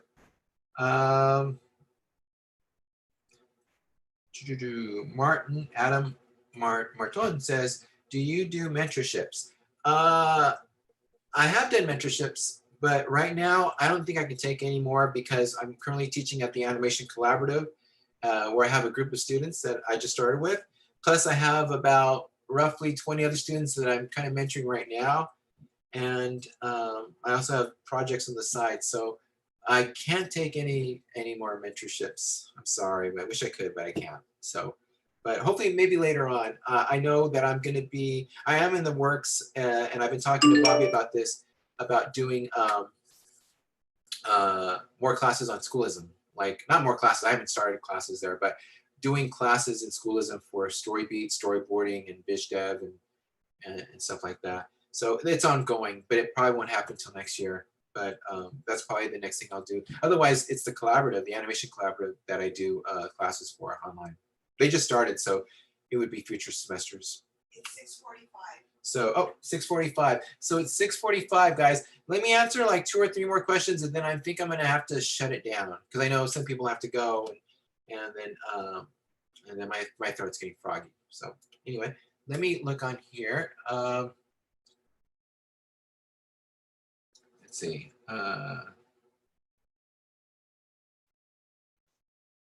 Linda M, how do studios choose stories to produce? Where do the stories come from, outside or inside? Good question, Linda. I don't know. I think some studios, they kind of maybe work with certain auteurs or designers or creatives on their own stories. Sometimes, I mean, I'll be honest, some studios do flavor of the month, where maybe a studio, or maybe a show on a competing show, on a competing network has a great show, and everybody wants to jump on board and do something like that. I've seen it. So sometimes it's flavor of the month. Sometimes studios are bold and they want to do something different, and that can happen as well. But yeah, I mean, it depends on the studio. It's hard to say, because regimes change and creative leads change. So some studios, they want to do something unique and different, and they will. Some play it safe and they kind of repeat things. So it's hard to say. I mean, I don't know, because I'm not a studio lead or an exec, but they all have different reasons. But don't let that stop you, and always keep pitching. If you're looking to pitch, just pitch away. Don't let it stop you. Yeah, good question, but I wish I knew. So Zydrox says, what sorts of books or materials besides films would you recommend when it comes to studying and applying different angles for cameras and composition? The box exercise was great for practicing. Yeah, what books or materials besides films would recommend? It's fine, I'm blanking out right now. I'm not sure. I know there's probably a few more exercises I can recommend. What I'll do is, if I come up with an answer for that, I'll put them in on my Facebook. It probably won't be till this weekend or maybe next week, but I'll see if I can add a few more exercises. So, and then I'll have 2 more questions. Raven VK says, how do you pitch a sequence with no dialogue? I wouldn't want to say everything that my boards are supposed to show visually, but complete silence is also a bit awkward. Yeah, what you want to do is you want to maybe, you're kind of like narrating, but you know, with the dialogue, you're kind of narrating the setup. You know, you could say something like, you know, little girl, she's in front of a house, you know, and then she stops, she stares, light on the window goes open. She looks up, she stops, she looks quizzically, she looks around, no one's around. She doesn't know if she should go. She takes a step forward, another step, door opens up, something like that. So you're kind of narrating and kind of giving maybe small screen direction. You don't want to be too verbose, but depending on the context of the scene, you kind of want to feed the info and the tempo to whoever you're pitching to. So yeah, if you're just there silent, you know, you're relying on them to fill it, and they may not. So you're there to help kind of feed the emotion as you go through. So that helps. Have Ziba, Brindis, what are your recommendations for books on composition and drawing? Yeah, that was an earlier question that someone asked. Yeah, I don't have any just yet. I mean, Marcos has a great book, as does Ed Gertner, and I know there's a few others, but I'll note them down on my social media. So anyway, guys, I think that's it. It's like 6:48, so I'm obviously past the limit, but I'm sure many people are have to jam too. But let me look one last time on YouTube, and let's see. I guess that's it. No, I haven't worked with Chris Pern. I wish I would, because Chris is awesome. Yeah. So anyway, guys, yeah, I think I was trying to keep as much as possible for the questions. Do you charge royalties for your character designs? This is from Sarah Teramo. Do I charge royalties for character design? No, because I don't own it. If I'm working for a studio, they own the character design. I'm just there for work of hire, so I'm just doing stuff for them, and in the end, they own it. That's different. That's different than if I did a commission. Then, you know, if I'm doing something for my own, if I do something for my own, and then I do something like if it's my own design and I'm selling it, that's different. So what do I charge? Well, I don't really charge because I've never really done character design. I've done character design for my own stuff, but I don't really sell them. So I don't really have an answer. But maybe later on I could sell them, but yeah, I don't have a charge yet. Let's see. Yenseed 1927. Any suggestions on promoting your work online? Should I target a specific audience, and how might that affect the kind of work you go for? Yeah, you should always promote your work online. Is there a specific audience? It all depends if you want to target a certain audience. But if it's for work, I don't think you want to limit anything. You want to showcase everything you can do. So if you can do horror, do horror. If your strong suit is subtle drama or more gaggy stuff, yeah, definitely showcase that, because it's all about getting the job. All what you can do. So yeah, don't limit yourself to just one if you don't have to. So anyway, guys, that's it. It's approaching 6:50, and I'm getting tired. So I just want to say thank you guys for spending your time with me. Tomorrow, I'm going to have, tomorrow morning at 10 a.m. Pacific time, I'm going to have a second talk on background design and more. And then right after that, I'm going to have a demo where I'm just going to just draw in front of you and mess up. So that's it. I'll leave these on YouTube, all 3 talks, for like at least the next 2 or 3 months. And then I think I'm just going to take them down because I want to do something else with them. But that's it. So I just wish you guys all the best. I hope you guys are enjoying Lightbox. And I just hope you guys stay inspired. Don't let anything stop you. You guys have all the opportunities waiting for you in front of you. It's up to you. Just reach out for them, do it. But it's all about work. Don't sit on your ass. Challenge yourself, grow as an artist, and go for it.